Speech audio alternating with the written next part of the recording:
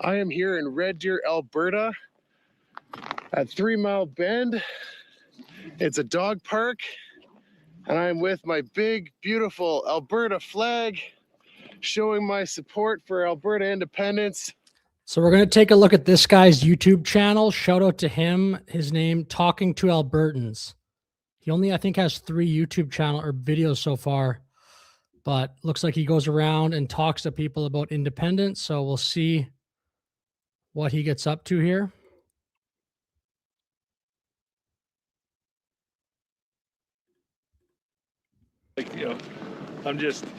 It's really confusing, I guess. I'm not sure what I want. I like the idea of independence and everything else too, but yeah, I don't know. Well, what would you say to people who are like right in the middle? Right in the middle? Yeah, where they're like, I don't know, maybe, maybe not. Like, because a lot of people are probably sitting there right now thinking, this is a one-shot chance that we got. Yeah. Huh. That's a good question. Well, I personally am just following it and seeing what happens. Yeah. That's it. Like, yeah. And then make my decision when it gets close to that time, I guess. Right. That's it. Well, what would change your mind to be like solidly in support of it? Oh, that's another tough question. No idea. By the way, I'm just a private guy. I'm not affiliated with any group. I'm just doing this on my own. So, hey, you know what? Have a great day, sir. Take care. And I haven't rehearsed any of these questions. And my dog is way far ahead there. I haven't rehearsed any of these questions. I don't know what I'm going to ask. And honestly, I fully expect to get stumped by people because I'm not that smart. Hey, how's it going today? All right. I'm making a YouTube video about Alberta independence. Can I ask you guys a few questions? No, we're good. All right, have a great day. Hey, how's it going? I'm making a YouTube video about Alberta independence. Can I ask you a few questions? I don't want to be on camera. You don't want to be on camera? Okay. Have a great day. Yeah, you too. I respect that. I'm with you though. Oh, you're with me? Hey, thank you so much. Yeah, take care. Hey, so I should start doing a counter. Uh-oh, my dog is way far ahead there. Hey, Ricky.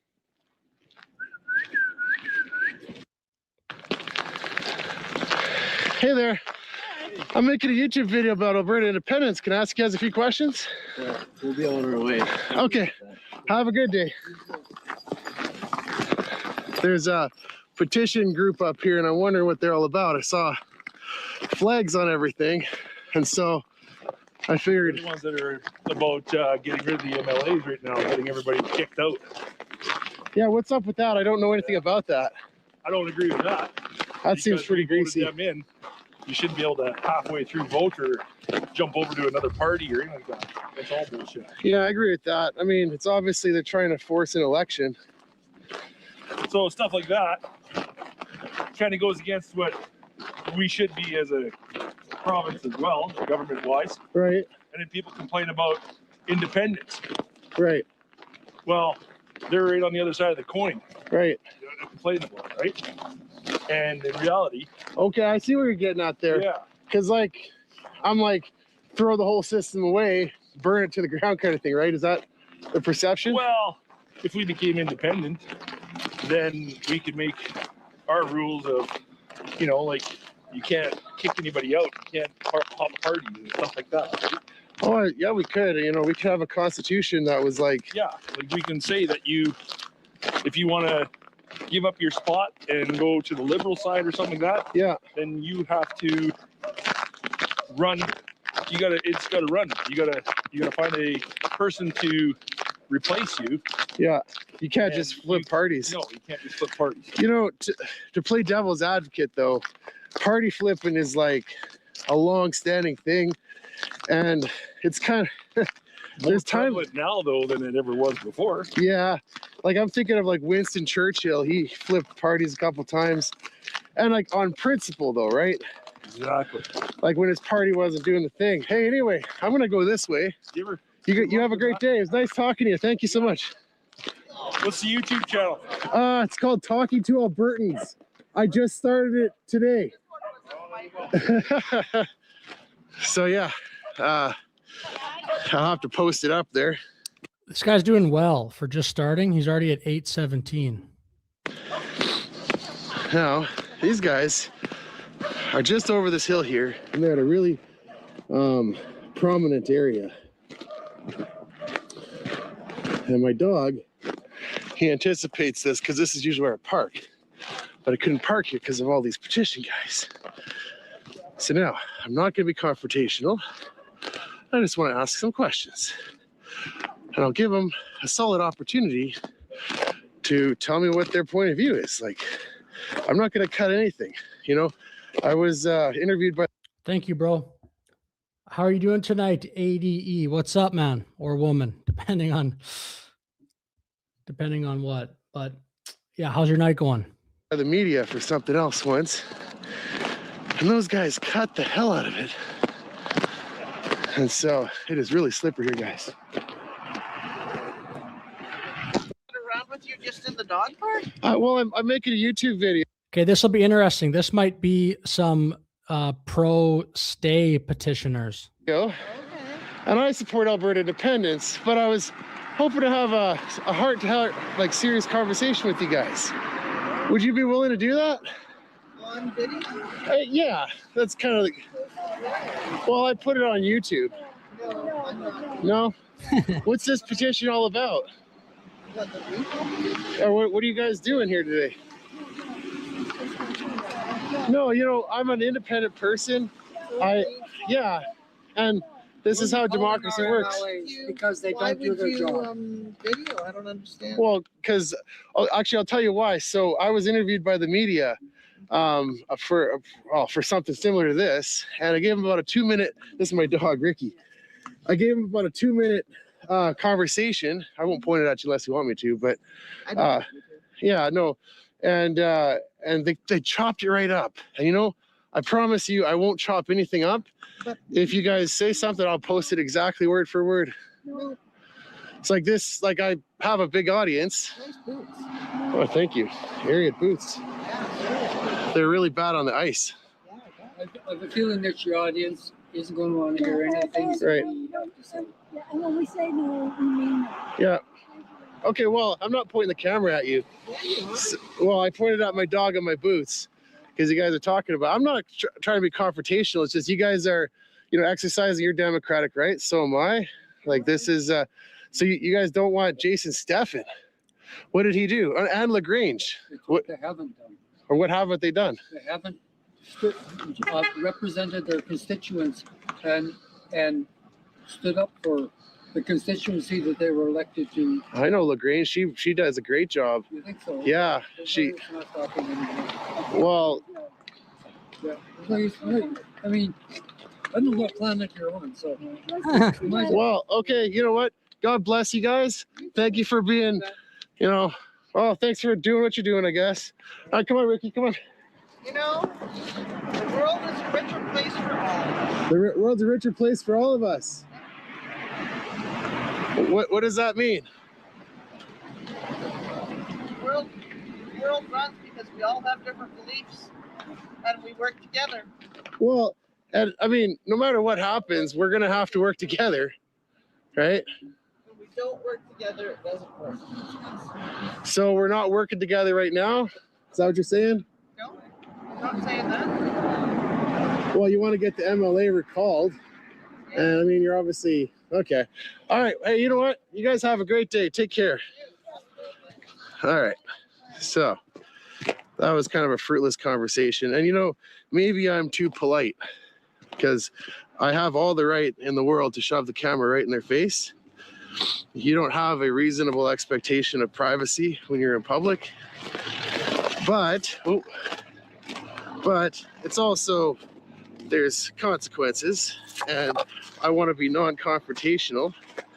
You know, there's a fine line between being bold and being Yes. okay. And I think it's ridiculous to think that we can just separate. The Okay. treaties are in place, and Okay. that can't be, Okay. we can't just separate. I mean, Okay. I think that to separate would cause, like, we would have, it would just be so expensive. Right. Our taxes, as much as we're told our taxes would go down, our taxes would skyrocket because somehow you have to pay for all of the police and the infrastructure and all of that kind of stuff. Can I just give the rebuttal to that? Just hear what your response is. But it's like, this is what I'm told about it, is the taxes would go down because we wouldn't be making equalization payments. Is that? But I think the equalization payments, that's just a crock. I mean, that comes out of the federal government. It comes out of the money that we as a province provide to the federal government. Then the federal government decides what provinces need the extra help. So it comes from Alberta. Okay. My understanding is it's personal income tax that is based on, the equalization is based off of income tax. And so more Albertans happen to pay higher income tax, so then we pay more. But if that was the case, then Ontario and Quebec would be the ones that were paying all the equalization because they have a hell of a lot more people than we do. No, that's not how that works. Right. Okay. But no, I mean, it goes by per person. I mean, the numbers don't seem to be disputed, like 13.5 billion to Quebec every year. Like, and if what you said was true, why would Quebec be getting all that money rather than keeping their personal taxes? This woman is just like incredibly incorrect with this. Well, Quebec confident too. Again, correct me if I'm wrong, but I'm pretty sure they run budget surpluses, or they balance their budget like a lot of the years. I think this year they did. I'm going to check that because I don't know. I think they did too. And so if it's being balanced with money that's like coming out of provinces that can't balance their budget, like Alberta. Except that Alberta could balance their budget if we had a decent government that was looking after us instead of doing whatever the foolish things that they're doing. Okay. I mean, look at our healthcare system. Okay. This is just an example. Right. I had a physical in June. Okay. I found a problem. I have a problem. Right. I have to have an MRI done. Sorry to hear that, by the way. I'm truly sorry to hear that. I mean, it is what it is. Yeah. So I got my letter from Alberta Health Services, and my MRI is not booked until March 12th of this year. Okay. So in August, I also had to go for an ultrasound, which was done at Camas. They pay for me to go and get my x-rays done there. Okay. They pay for me to get my ultrasounds done there. Okay. I've had bone density tests. I have all.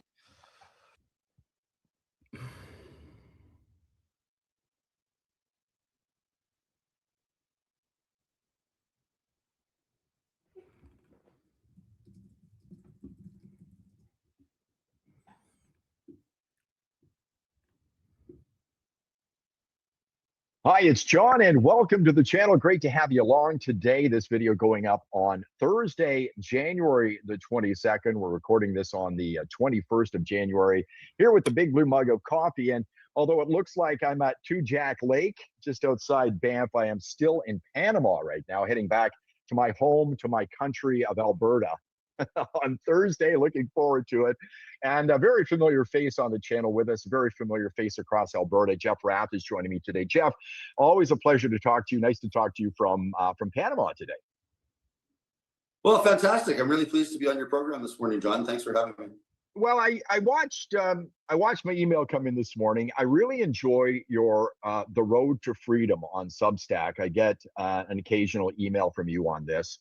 And it's regarding an article that I read, I think just last weekend, that when I read the headline, I was a little bit concerned about it. And you have commented on an article titled "Alberta's Anti-Racism Watchdog Fields Complaint Arising from Immigration Comments at Separatist Town Hall," written by Stephen Sandor of the Edmonton Journal. I believe it was picked up in the National Post as well. Your Substack today, post me. Yeah, I knew stuff like that would come. Media, new slogan, Alberta Independence, all the fake news that's fit to print.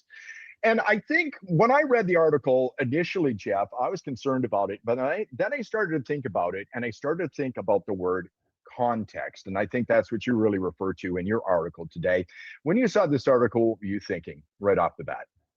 Well, I kind of laugh at those articles because again, it's just an example of all these left-wing, borderline communist reporters at the Edmonton Journal that have that literally have this agenda that we terrify them. Alberta independence terrifies them, so they're doing everything they can to tear us down with these really this is going to ramp up, I bet.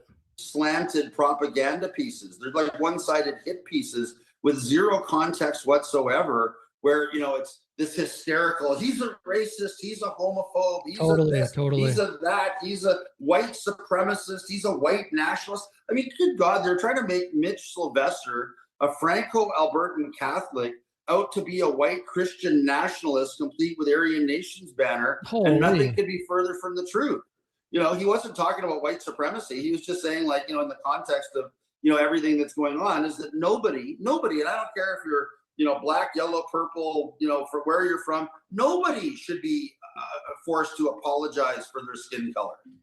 And that's what Mitch was commenting on, is that quite often, with all these hit pieces that are being written, the rooms of supporters are largely white, like as if that somehow delegitimizes the independence movement. And again, it's not true. Like, we saw reporters on the weekend in Okotoks with a camera crew there, and our organizers were telling me that they were literally skipping over all the Filipinos, all the Chinese people, all the black people in line, because it doesn't tell the story they want to tell. So it's pretty good if you have a camera, don't skip over. And of course, the reason the Filipino community is coming out in force now in support of Alberta independence, they know what Chinese communism looks like, right?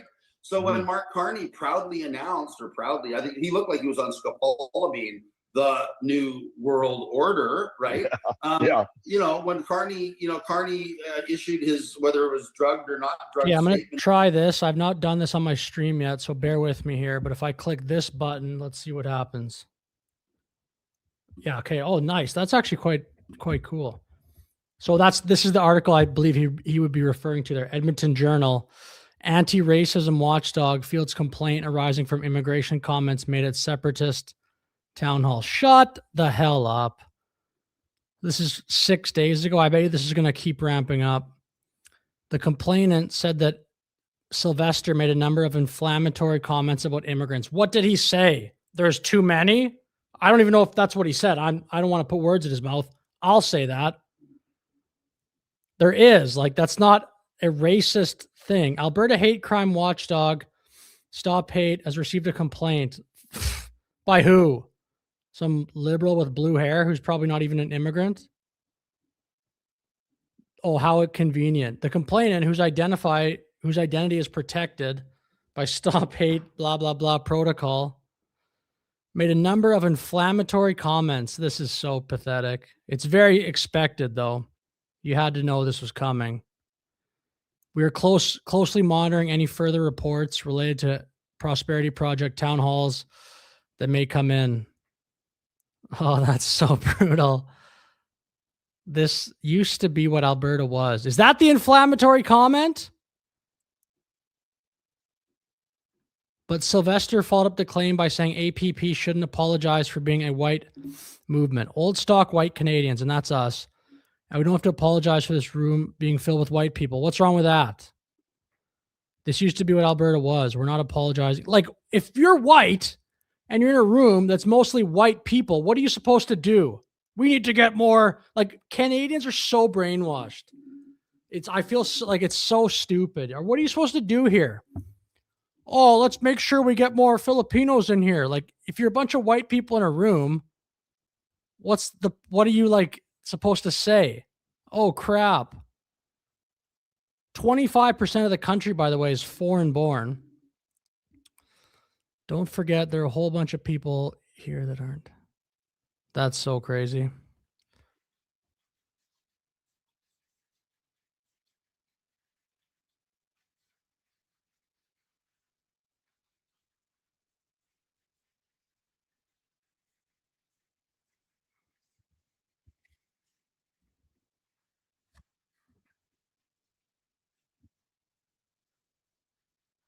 Oh, whoops! I got the wrong. Hold on, my bad. L stream. Sorry, I was playing this for a while and just sitting here. My bad. I thought this would have been playing. You're literally skipping over all the Filipinos, all the Chinese people, all the black people in line because it doesn't tell the story they want to tell. So it's pretty good if you have a camera, don't skip over. And of course, the reason the Filipino community is coming out in force now in support of Alberta independence, they know what Chinese communism looks like, right? So when Mark Carney proudly announced, I think he looked like he was on scopolamine, the new world order, right? You know, when Carney issued his, whether it was drugged or not drugged, statement about the road to communism with his new strategic alliance with China leading to a new world order, that terrified the Alberta Filipino community. And hearing from our organizers in Okotoks that literally hundreds of Filipinos were coming out to sign the petition because they don't want to be part of communist China. You know, the quote that was in the article by Sandor in the Journal, it said this: old stock white Canadians, and this is apparently what I just read that. Mitch said, old stock white Canadians, and that's us. And we don't have to apologize for this room being filled with white people. This used to be what Alberta was. We're not apologizing for being ourselves.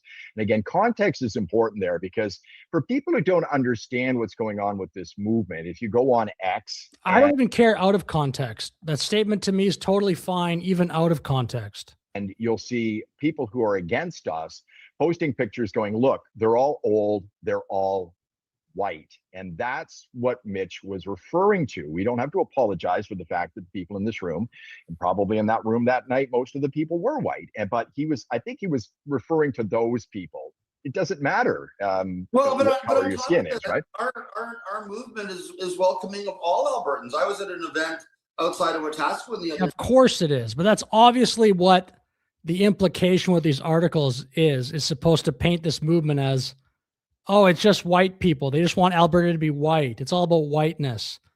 That's a very expected attack. I haven't seen that article until right now, but I made even the comment a few days ago, like, this is coming.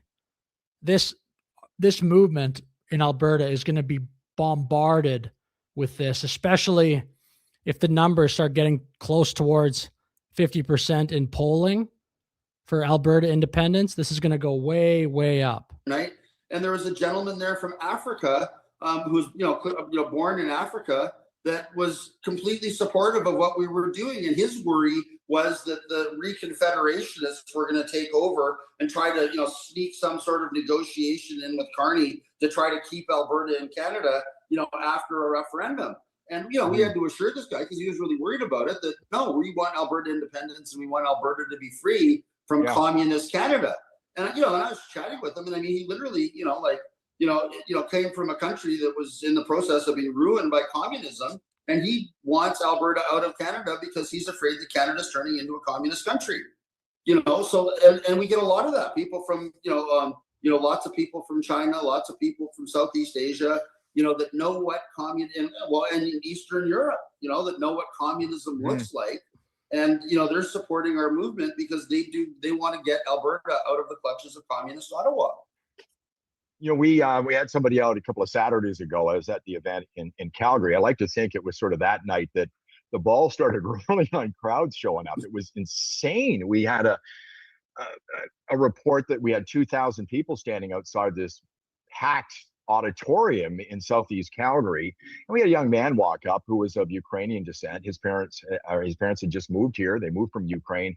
They were concerned about coming here because they wanted to move to Canada, but he was all for the independence movement as well. So we have to keep that in mind. And in this article as well by Sandor, he talks about Mitch saying that Christianity could soon be a crime. But again, context is important when you look into this thing and what Mitch was referring to at the time. Well, that's right. And the slide that Mitch was referring to when he said that, and he also said, and the Torah and hey, Paul, how are you doing tonight? The Quran, could be outlawed, right? Because when you look at what Mark Miller wants to do, Mark Miller wants to be given editorial control over 1,000-year-old religious texts, where he can go through with a black, editing pen and edit out all of the, the portions of the Bible, the Torah, or the Quran that offend him as being hate speech. So I always joke that, which is incredible. That is so stupid. The religious texts now apparently have hate speech. That's so stupid. My favorite passages in Paul's letters, will be excised. I'll come back to this video, but I think I'm going to go back. I'll keep it playing. Immediately. And that's Paul's first letter to the Corinthians, I'm chapter gonna go 14, back to 39. the- And above all, keep your women silent in church. If they have any questions, they are to be subservient to their husbands and ask them at home. That kind of idea. Yeah. I don't believe that. If you met my wife, you know that's not my life. But I just think, there's Mark Miller. Got to get rid of the Corinthians. But it's insane that the government is trying to like cherry pick parts of the Bible that they don't like. That's so dark. Okay, I'll probably come back to that video. There's quite a few actually other stuff on here. Dave Naylor, but we got one. Actually, this looks like an interesting video, but I'm going to go back to this guy here. Talking to Albertans. This is his newest video. If I click this here, I think we should be over there. There we go. And we'll take a look. This is his recent video. Go check out this guy's channel. Oh, we got Paul's message on screen there. D2C, what's up, man? Or woman, probably. I don't know. If I say man and you're a woman, you could tell me. Alberta Independence. Anyway, we'll take a look at this guy. Shout out to him. He's almost already at 1,000 subs, so good for him. With my big, blue, beautiful Alberta flag, showing my support for Alberta independence. And the issue that I want to focus on in this video is two things. If you support independence, then I want to know what you're most excited about to see in our new constitution that hopefully we're going to have. And if you're opposed to independence, then I want to know what about our current system gives you so much confidence that things in this country are going to start to improve, because things are pretty bad. And so that conversation could go about 20 ways. So my plan is to just walk down White Ave. Oh, now I'm going to get out of the way here so I'm not blocking the road. Hey, what do you guys think of Alberta independence? No comment? Okay, fair enough. Have a great day. Hey, how's it going? What do you think of Alberta independence? It's the shit. Why do you say that? Because I want to stay in Canada. Why would you want to stay in Canada? Liberal boomer. Our pension fund is a Ponzi scheme, and there's not going to be anything left for the future generations. I don't know, guys, if you look at the pension, the amount of young people, teacher couldn't even tell me what causes inflation, just called it the increase in prices. So this is actually a really common problem. But yeah, maybe if you push the button, I'm waiting for other people to do it. Hey sir, what's your opinion on Alberta independence? You're insane. What's your plan? What's that? What's your plan? No, I don't know about this. Dan, I don't know what about this. My plan? Yeah, your plan. Well, if we get independence, then we want a constitution with freedoms. What makes you confident that staying in Canada, things will get better? Okay, so that's interesting how just dismissive people are. I think that the people who live in Canada who haven't thought about this have just been lulled into thinking that things will get better. Hey, how's it going? Good. What are you arguing for? Oh, Alberta independence. What are you talking about, Alberta independence? Yeah. You want to answer a few questions? Absolutely, I want to answer I'm questions. super curious. Yeah. But can we keep it like minimal swearing? Sorry, yeah, Only swear if it like adds to the conversation. Because That's so funny. That's so Canadian. Can we keep it minimal swearing? Let's go. so like, where's your opinion on it? Where do you stand? I think Alberta independence is wrong Okay. for a good factor of reasons. Okay. Obviously, I support it, but tell me why I'm wrong, please. So I personally believe that Alberta separation is a horrible step in Canadian future. Okay. Because first of all, it affects the Constitution if we do leave, because Absolutely. obviously the whole land treaty base Yeah. and that kind of stuff is greatly affected. Yeah. So that puts strain on Canada if we become separate, as well as ourselves because we wouldn't be able to govern the same. Right. Because obviously we have a less a French population now. The bilingualism thing would go up in the air. Yeah. Even though in Alberta, like here in Edmonton, we have the French Quarter and stuff. Yeah. A place like Calgary, I don't think they have that. I don't know. I've never been to Calgary. Fair enough. Yeah. So, as well as lawmaking, okay. If we were to separate now, it would set us back so far that although, yeah, there's a lot of people at advantage of GDP would go up, which by technicality it would, right. But in practice it won't. Right. Because obviously when we separate, It almost sounded like he was arguing to the points to leave. a lot of laws have to be made, new legislation. Right, we wouldn't right. be able to follow the same way Canada does it now. Right. So that's my take. So you were very articulate. I just want to say Yeah, he was okay. that. I really appreciate that. There's a lot to go through, but one that stood out to me was you mentioned Indigenous treaties. Is that correct? Yeah. So, okay, what makes you confident that the current system would actually start to deliver on the promises? Like, we have 150 years of treaties being broken and Indigenous people just suffering. 100%. It doesn't. I agree. That is just a cope, I think, from the people that say or want Alberta to stay. They just go, oh, but the Indigenous stuff. In the modern system, it Like, doesn't. that's just inherently impossible to deal with. Okay. But if we just do this, it makes it even harder. Because, for example, one of the big things of treaties is the fact that they don't follow our standard borders. There are treaties that go across, like, provincial lines. So if we do that, now we're putting an actual border. Yeah. In between. Beware of those who call themselves Jews and are not, because they're the seeds of Satan. Nothing against Jews. Jesus was talking about the Pharaohs. Cool. You're trying to get my channel banned or what? Just kidding. I'm kidding. I don't know about that. To be honest. I should learn more about the Bible probably, but the same ones that ordered Jesus to be crucified. Okay. Interesting. Yeah. Between them, Yeah. which could disrupt a lot of things. Yeah. So it's very up in the air. I mean, yeah, technically it wouldn't affect us. Technically, it still really affects those people that it does, and making laws and such like that. Then you would have to consider, there's now a country in the middle of both the U.S. and Canada. Right. So it becomes kind of a weird gray area. Oh yeah, that'd be weird. But okay. Shout out to the guy for actually having a debate though. So I just want to give you the rebuttal, but see what you think, okay? So we got three options. Well, Indigenous people and Albertans and Canadians have three options. We can keep the current treaties with the federal government. As is, nothing changes. Or we can transfer the treaty obligations to the Republic of Alberta, let's say. Or we can completely renegotiate the entire thing and actually come up with something that's not racist and not holding people back. Yeah, absolutely. I agree for the the third option. But there would be a lot more, like, obviously, yes, it's absolutely fine to say that we can't redistribute these or rediscuss these. The issue is how they were made. It's so rooted into our, like, political system that going back and making those changes means a lot has to change regardless. But if if Alberta were to separate, it would just put a whole nother cog on the machine. Yeah. Well, I mean, it would be difficult for the rest of This guy's smart to walk around with this Alberta flag and this Alberta hoodie because it just signaling to everybody, hey, I'm here to discuss this issue.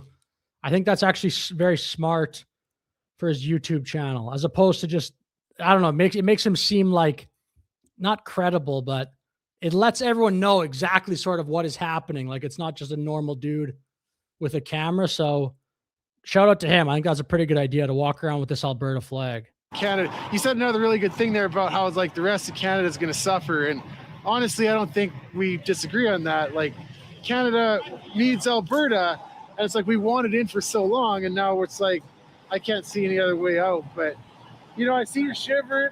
Yeah, I'm not really that religious, to be honest. I don't know, but I remember the last stream I did, the one person was like using that as an insult. I hate that. She was like, "Oh," or I think it was a she. You follow Jesus. You're a follower of Jesus. As like a slur. I hate that. That is so brutal because she would never say that about any other religion. Because you'd get like, there's like social consequences, but the one religion you can just dump on is Christianity. So at least I have heated feelings about that. I think that's so stupid. Oh, hey, thank you so much. No problem. Hey, fist bump that one. I'm on YouTube as Talking to Albertans. Yeah, I'll be publishing this later on tonight. I really appreciate it. Good convo. Good convo. Hey. Okay. Hey, how's it going? You support Alberta independence? No, you don't? Can I ask you why? Because you're not a what? I think maybe she said, I'm not a fool. Okay, so that guy said some really good stuff there. And guys, it's really hard. It's really cold. Hey, how's it going? Good. Do you support Alberta independence? That depends. Is it a right-wing movement? Well, I guess you could classify. This guy's an NPC. Did you hear what he said there? That depends. Is it a right-wing movement? Like, that's going to be his deciding factor, it sounds like. If it's right-wing, I hate it. That depends. Is it a right-wing movement? Well, I guess you can classify it however you want. I think it's kind of for everybody. The Nazis said it was for everybody until they started weeding out the Jews. And let's go. Let's go. This guy pivots right to the Nazis. Again, it's kind of quiet, but I hope you can hear that. Everybody. The Nazis said it was for everybody until they started weeding out the Jews and the gypsies and the homosexuals. Right. So, this is where I'm going with this. Like, what is your standpoint on that? Well, I'm not a... Your stance on gun control. What's your stance on me using the word Nazi? What are you supposed to say about that? This guy is just like a total NPC. This is the basic archetype of, I think, a lot of Canadians. They're just brainwashed into this rot. A lot of Americans are too, but I think proportionally more Canadians have been totally brain rotted. Like maybe it was college, maybe like liberal YouTube accounts or something, streamers, but this is humongous brain rot. Do you still want to keep gun control in place, or do you want 45,000 plus deaths like we have in the States? I just asked. What's this guy supposed to say to that? If Carney gets a majority, we're literally screwed. And if they separate before we go to the polls, we double screwed.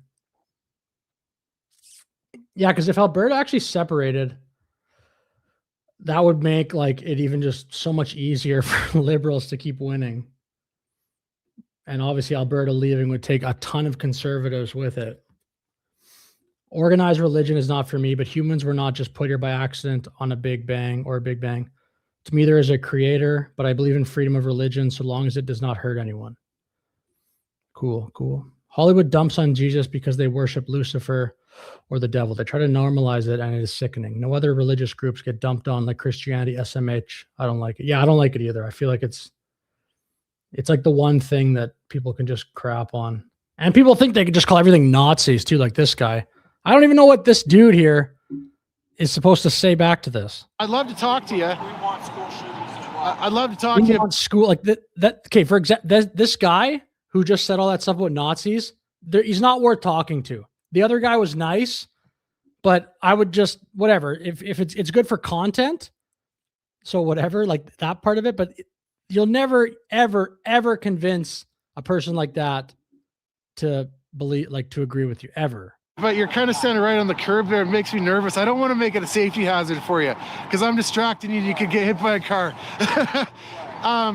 Okay, you brought up gun control. So what's the issue? What is the issue? In Canada right now? Well, nothing right now. It's nowhere nearly as bad as it is in the States. In the States, you have kids that are afraid to go to school and learn because some whack job might show up and hose them down. You can't go to a McDonald's because some whack job might show up and hose you down. Right. You know, it's like you go. But like, is that happening? What does it have to do with Alberta independence, though? Again, that guy is such an NPC. In Canada? And never mind the black on black crime, which is created by white racists, by the way. Let's hammer that one down right now. But you have a program where the top 1% are trying to kill off the poorest. Cool. Buddhism. Nice. To the poor. And it's just so coincidentally that the poorest of the poor, especially in the States, happen to be black, Latino, and yeah, native. Well, could we talk about Canada? Because we're here in Canada. I mean, that's the States. It's So let me know, is my mic better out here? I don't want to be like laughing too loud into the thing. I'm trying to kind of get this right. There's a little bit less options on this streaming platform to like move the sound around. A lot of what's happening in the States is going to be happening here, especially when you have white racist cucks trying to act like Big Brother down to the south. Right. I see on Facebook, Are you white? No, I'm Métis. Okay. Am I white? My culture was robbed by white settlers and colonizers. Would you mind if This guy is unbelievable. I ask you your opinion then on the treaties in Canada? Like, do you have faith that they're going to be able to deliver on their promises, or are things going to get better for Indigenous people? The only way things are going to get better for Indigenous people is if I think, and I don't mean to sound like a racist asshole, if all the whites pack up and go back to Europe. Let us have. I mean that. Holy dude, what the fuck, man! This guy is a meme. I'm probably gonna make a short on that, like a YouTube short or something, because holy crap, that's very. I mean, this is just a scumbag guy. Deliver on their promises, or are things going to get better for Indigenous people? The only way things are going to get better for Indigenous people is if I think, and I don't mean to sound like a racist asshole, if all the whites pack up and go back to Europe. Let us have. I mean that is a pretty racist thing to say. Yeah, but it's okay when the whites go and say. So, but a few minutes ago you said something about which white person has a point of view telling every Indigenous person to leave the country, go to northern Russia. There's no like no one. That's so crazy. That guy's just like a racist scumbag. Nazis and exterminating groups of people, and now you're saying all the white people need to leave. Like, actually, you know what, sir? Thank you so much. Have a great day. Yeah, you don't like my. God bless you. Well, I mean, I don't want to get aggressive with you here. Have a great day. God bless you. I'm going to walk the opposite direction. Actually, this seems like a pretty busy corner. Well, you guys heard. Dude, that was incredible. From him there. I let people. Again, shout out to this guy. This guy's great. Talking to Albertans. I want to do this. This is inspiring me. I want to make videos like this. I'm going to be in Alberta 3 weeks, maybe.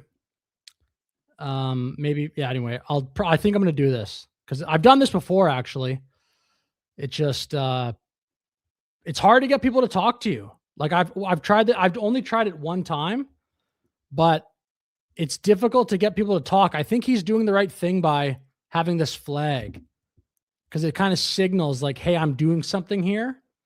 So maybe I'll try to like wear something that like says media. I don't know.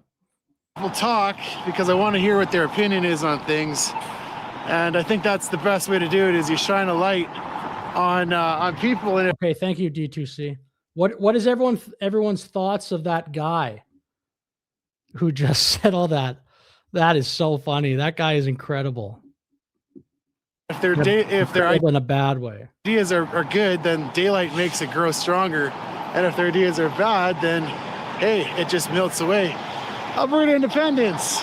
Yeah, I know this fascist. It's almost like I want the Liberals to get a software update because I'm kind of tired of calling it out, but you've got to keep calling it out if they keep saying it. You know what I mean? It's kind of, it gets old just saying, well, you guys always call everyone Nazis and fascists. It's so stupid. But if they keep doing it, I think you have to keep calling it out for sure because it's so insane. I don't meant to. Then he completely goes, yeah, no kidding. That'd be awesome, Eric. But be careful because people are crazy. Yeah, thank you. I will. Let's go. I mean, bring some security. I probably won't, just to be told. I mean, maybe I'll say that on here, but I'm not like going to hire a security guard. I think that's probably quite expensive, but yeah, it's a good thought though. That's sickening.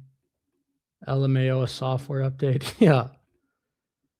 They think they're superior. They wouldn't even have roads if it wasn't for the white. Well, that guy was like, he didn't seem like he was on drugs, but I would do free security. Nice. Depends. I mean, Where what you do live in Alberta? The give it up, F off. What's your opinion on Alberta independence? It's not going to happen Why not? because it just never will. It doesn't. You don't just separate like that. Join the states, get currency, get a passport, get everything. We're too tied in with Canada. We're not just going to separate like that. So is it because you think? Look, that guy's making points though. I'm not saying I don't agree, because I don't think that's the reason against it. That just it'll be difficult. But at least this guy's bringing up real stuff. It doesn't. You don't just separate like that. Join the states, get currency, get a passport, get everything. We're too tied in with Canada. We're not just going to separate like that. So is it because you think it's not possible, or would you want it if it was? Feasible. I don't think the federal government will allow it to happen. Like, if I allow, what do you think they would do? Would they resort to some? Well, I'll let you speak to that. They just will shut it down. Like, there'll be a vote and they'll just shut it down.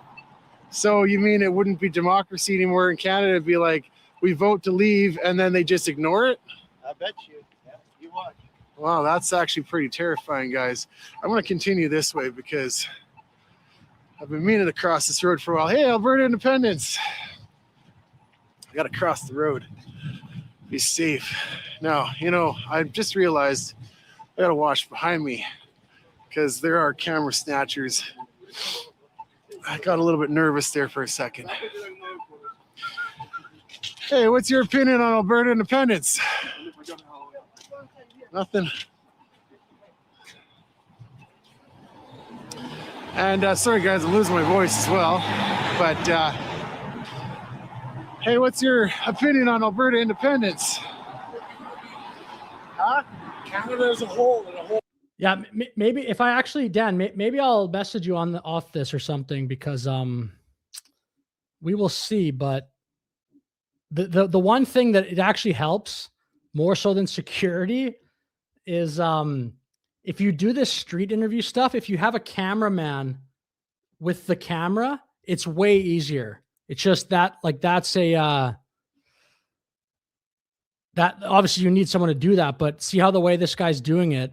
Canada, not just You just hold one of these things. I actually have one right in front of me, like one of these selfie stick things. This one's actually cool too, because it can like pivot and all this kind of cool stuff. But you carry one of these, you put your phone in there, and then but if you have a camera person with you, then you can get better interviews, because it's a shot kind of like you and the person you're interviewing, as opposed to just like out here like that. So, I mean, that would be like a legit advantage. Doing these street interviews, if you have a cameraman, is actually a lot better.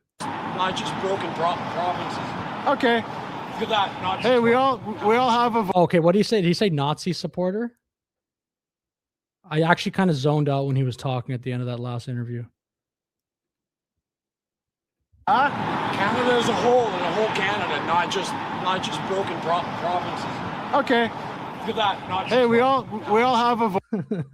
I think, right? I think you said Nazi supporter at the end. Just had to throw that in. Okay. Look at that. Not hey, we all have a voice. Yeah, thank you. I'm not 100% sure. We all have a voice and opinion. Hey, what's your opinion on Alberta independence? Hell yeah. Hell yeah? Can I ask you why? What? Hey, God bless you, sir. You look like you're busy. Take care. Based guy. He says behind me, he says, go back to school and get something. I don't know. You know what? I went to university, guys. I got a degree. This guy's brave. This is one of my favorite. I mean, it's just he just started, but this guy's crushing it. I think this guy's going to do very well. Look, this video's already got a lot of views for a new channel. 8,300 views in 18 hours. Yeah, this guy's crushing it. And yeah, again, a very good idea with the flag and the hoodie. And I would say don't go, because it's a waste of money.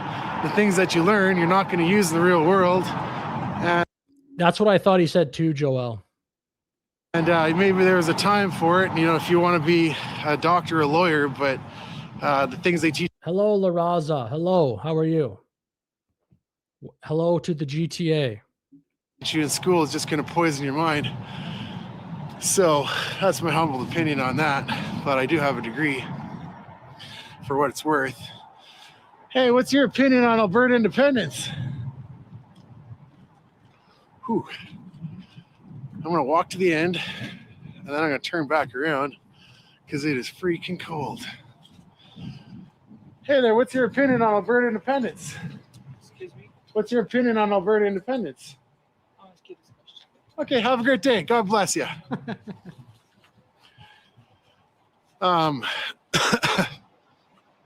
It is cold. So it's about -10 right now.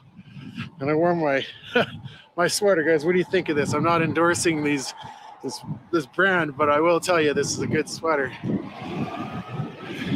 Hey, what's your opinion on Alberta independence? Well,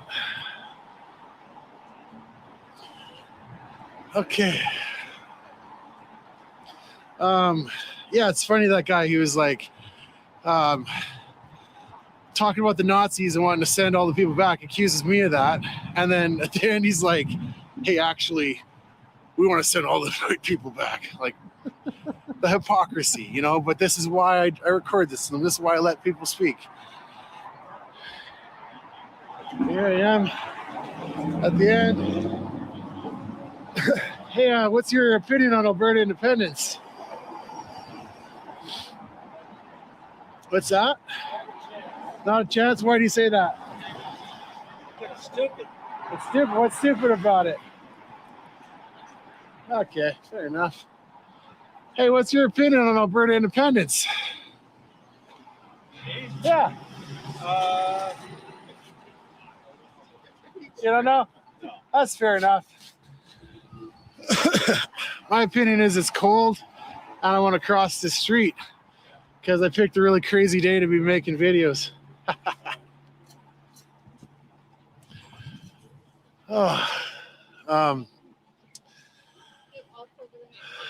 So I don't want to cross back that way because I see that guy still waiting over there. And, you know, well, you got a little bit anxious there.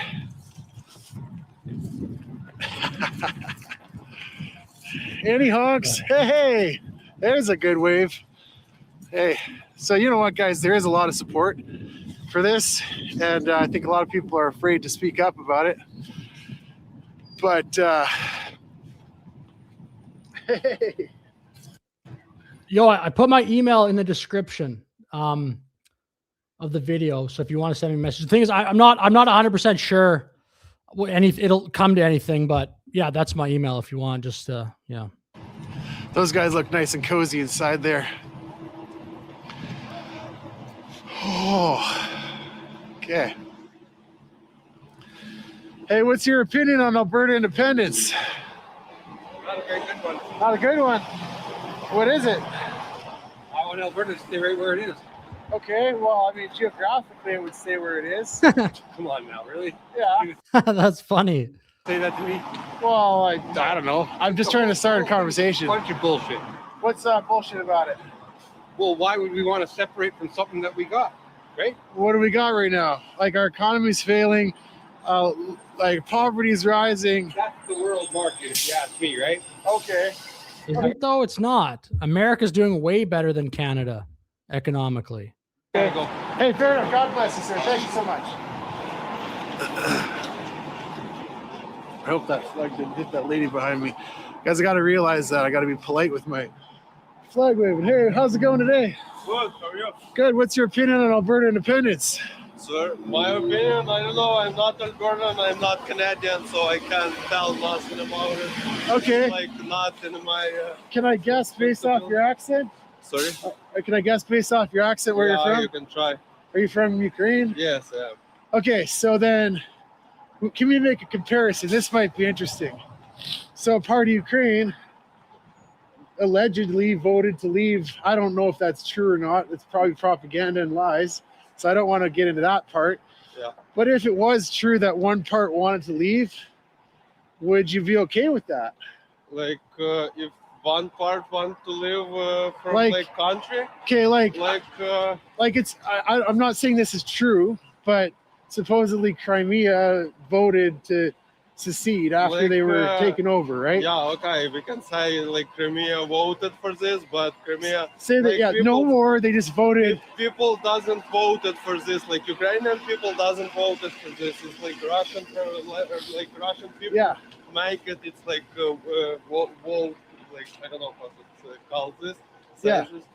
So I I talk with lots of Crimean people from Crimea. Yeah. So they like doesn't like this idea like of separate. No, I've never heard this. The Fringe. I've heard the comedian Ben Bankus has a funny one. Yeah, to separate, but it's not separating. It's like just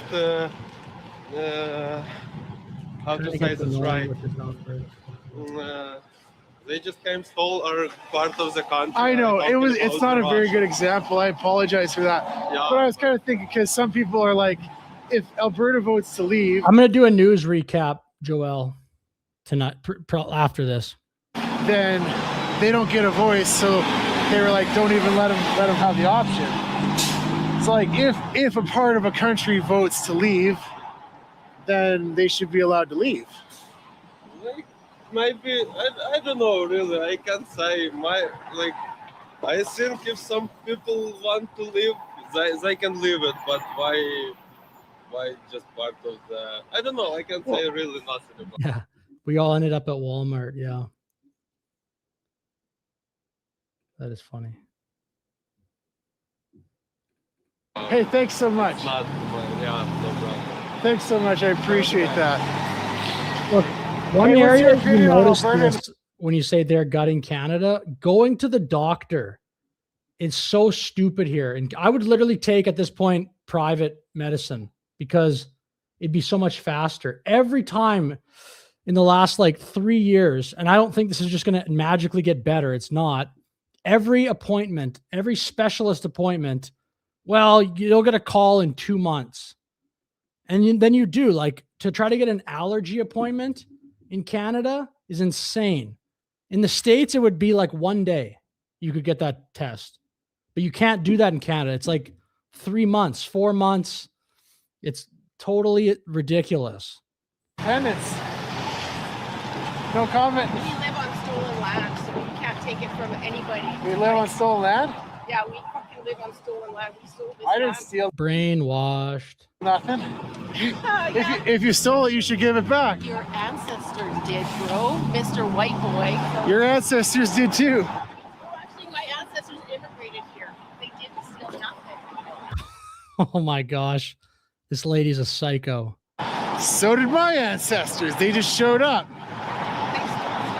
At what point, though, is it... Film me. You do not have a reasonable expectation of privacy in public. So...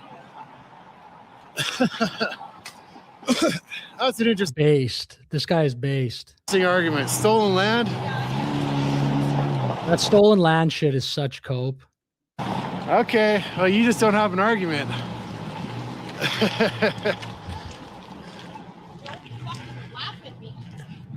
Don't laugh at me. Just gonna point the camera. He's right too. In public, you're in public. Deal with it. It's not rude in public to have a camera shoved in your face. Like that, you're in public. You're not, if you're in private, yes, it's illegal and it's very rude. And again, it's illegal, but if you're in public, there's cameras all over the place all the time in developed countries in public. I'm at you. Yeah, don't fucking because I'm crossing the road. Hey, I'm not stopping. I'm not stopping. I think this is more of a Canadian thing that I think some Canadians are not used to having cameras out or something, but in other parts of the world where I've been, people are just filming all the time and people don't freak out. But in Canada, sometimes it's not, that's just the way it is. Everyone has a phone. If you're in public, people are going to see you and they might be on the internet. Okay. I'm going to go the opposite direction that you go. Okay. God bless you.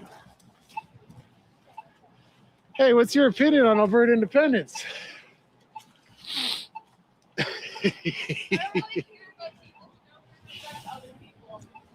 Hey, I want to give you a voice, so if you come back and talk, I'll let you say whatever you want to the camera. All right, guys, so that's how much I do want to walk this way, but I'll give that lady a bit of space there. Apparently we live on stolen land. I mean, look, every part of the world was owned by other people at one point in time, and I get it. If you just show up and kick people off, then you can say, yeah, stolen land. Like, if a bunch of people from another place just showed up and did that, okay? But a couple hundred years later, it's like things have to kind of move on. And so it's just such a hypocritical thing to say. How's it going?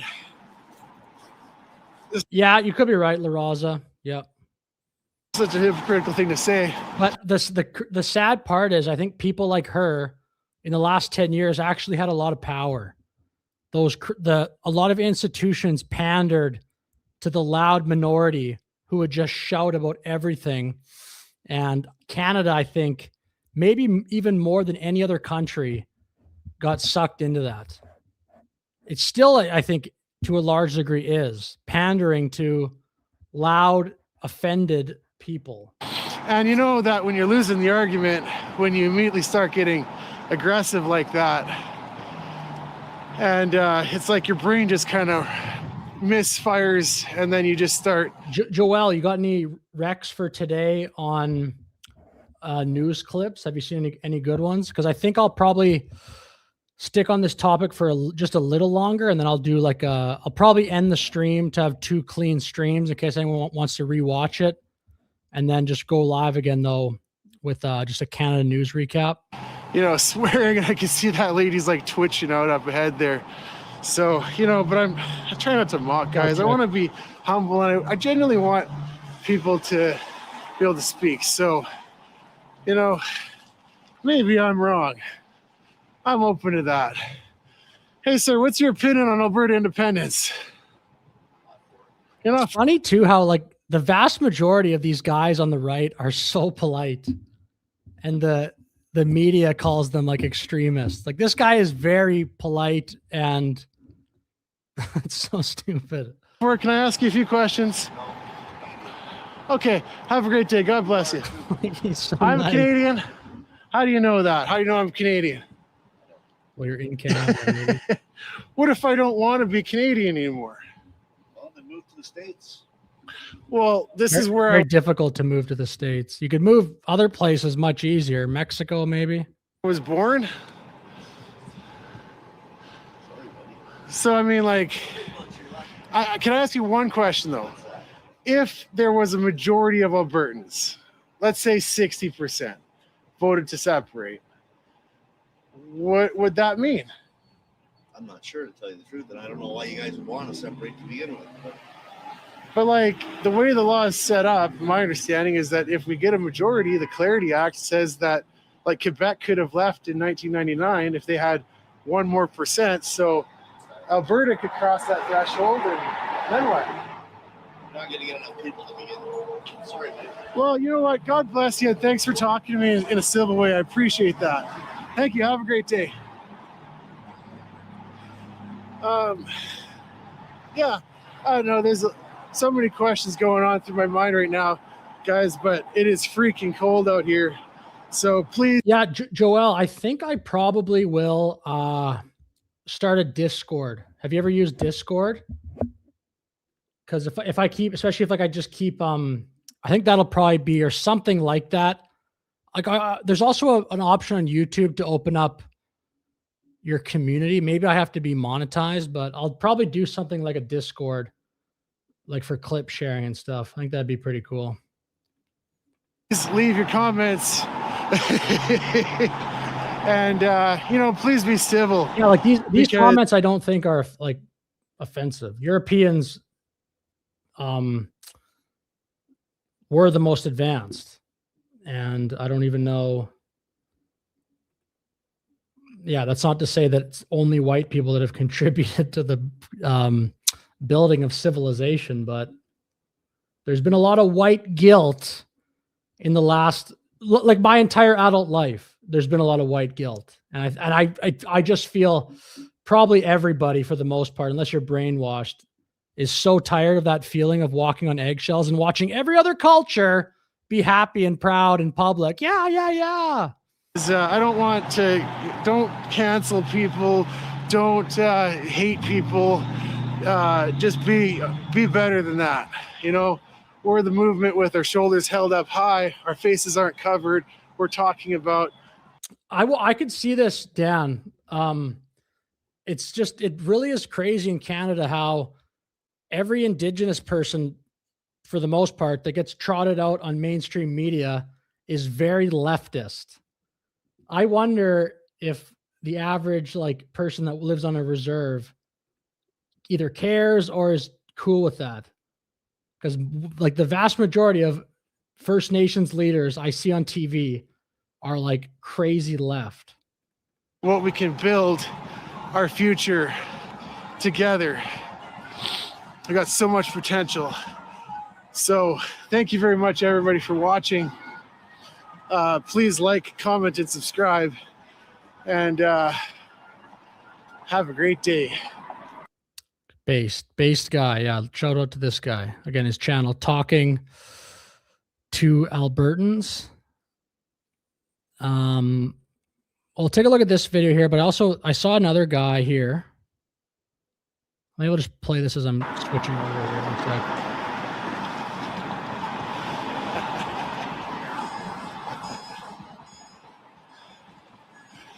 What's your opinion on Alberta independence?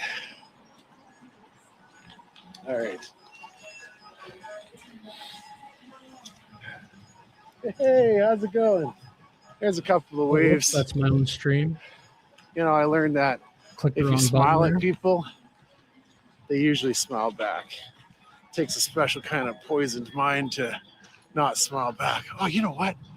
This shows that I'm from small towns. You can totally cross this intersection in every direction. Okay. Hey, have a great day, everybody. Cheers. Okay, well, this, I want to watch this video anyway, but if we go here, remember this guy was on stream when I did my stream. I'll go share this tab instead.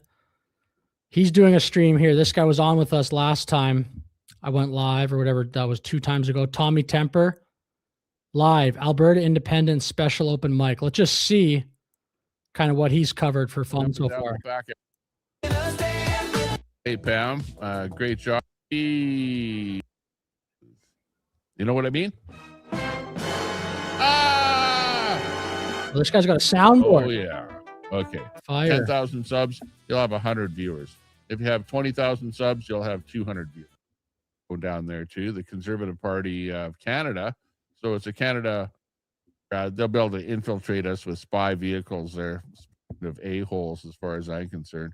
There he is. He'll never spend 1 minute in jail for invoking that Emergencies Act on all reason. But Alberta wants to separate. You know, like let's call a spade, you know. That's what it all is. Gordy, hey, good to see you. I forget if this guy said he was Canadian or American. It doesn't matter, but I forget. Example, you know, where the Somalians are opening daycares and then funneling all that money back to Somaliland. Is that a red state? I'm not sure. Not sure about that. But anyways, yeah, thanks a lot for.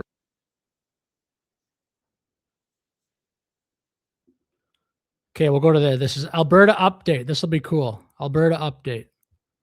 And then I think I'll probably go to some regular news after this. Well, it certainly has been a hectic few days for Canada on the world stage, with Prime Minister Mark Carney zipping around China, Qatar, and Switzerland for the World Economic Forum. Dave Naylor is the news editor with the Western Standard and joins us now to chat about. It definitely seems that way that they do. I don't even know the exact politics of it all, but there seems some incentive, yeah, to. And again, I think it's mostly the leaders or the people that like run these lobby groups, these indigenous lobby groups. Some of this. Dave, welcome back. Great to see you. Yeah, nice to see you, Jeanette. Happy New Year. I don't think it's too late to say that, is it? It's not. Happy New Year, Dave, especially since this is my first time seeing you this year, really. So. Yeah, think of that meme with Trudeau and a native. Trudeau is saying, we want to make up for colonization. The native says how. Trudeau says, by doing it again, and there's a horde of Indians. I don't even know I don't know what the meme you're referring to here, to be honest, but sounds interesting. Did everybody see Trudeau at the WEF with Katy Perry? Still can't answer questions. I've certainly earned my money, my paycheck, as small as it is, in the last couple of weeks with Mark Carney. He jets to China. He signs a new trade deal with China, and then mysteriously mumbles something about the New World Order. And you could tell halfway when he was through that, he kind of paused on order, and he thought, "Oh no, I've said it," and he had to finish. Then he zips to Qatar, I guess, to do his laundry or something before heading to Switzerland in the World Game. But when you look at it, there's not a lot of details there. And even the Parliamentary Budget Office. Yeah, maybe this video is not going to be exactly what I thought it was. Oh, this is going to be talking about this. But see, this guy's picked up 10 since I've been here. Hey guys, we'll finish on this. Then I'll go to generic news, and we'll just skip towards the areas where he's actually talking to people because this is very funny. Welcome back to my channel. I am here in Edmonton, in front of the Canadian Tire, with my big supports me. Hey.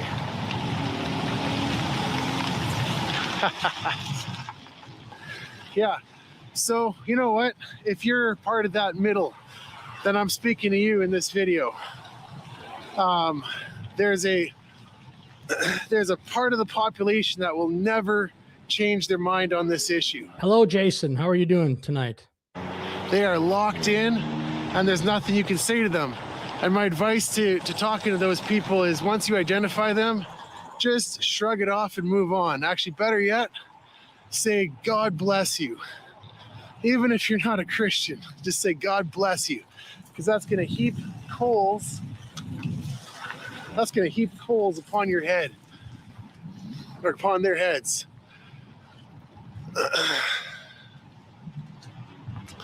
And then just move on. Okay, because there's no change in their mind. Whoa, this is super slick here. Okay. So don't get worried about them. And I think they're the minority. Good, I'm good. Let's see. Speaking to the people in the middle, the undecided, right? And I hope to change your mind. It looks like his other video is kind of going viral, which is cool because this one doesn't look like this one looks almost like he's just talking, which is cool. But I'm more interested in the interactions with the random Albertans.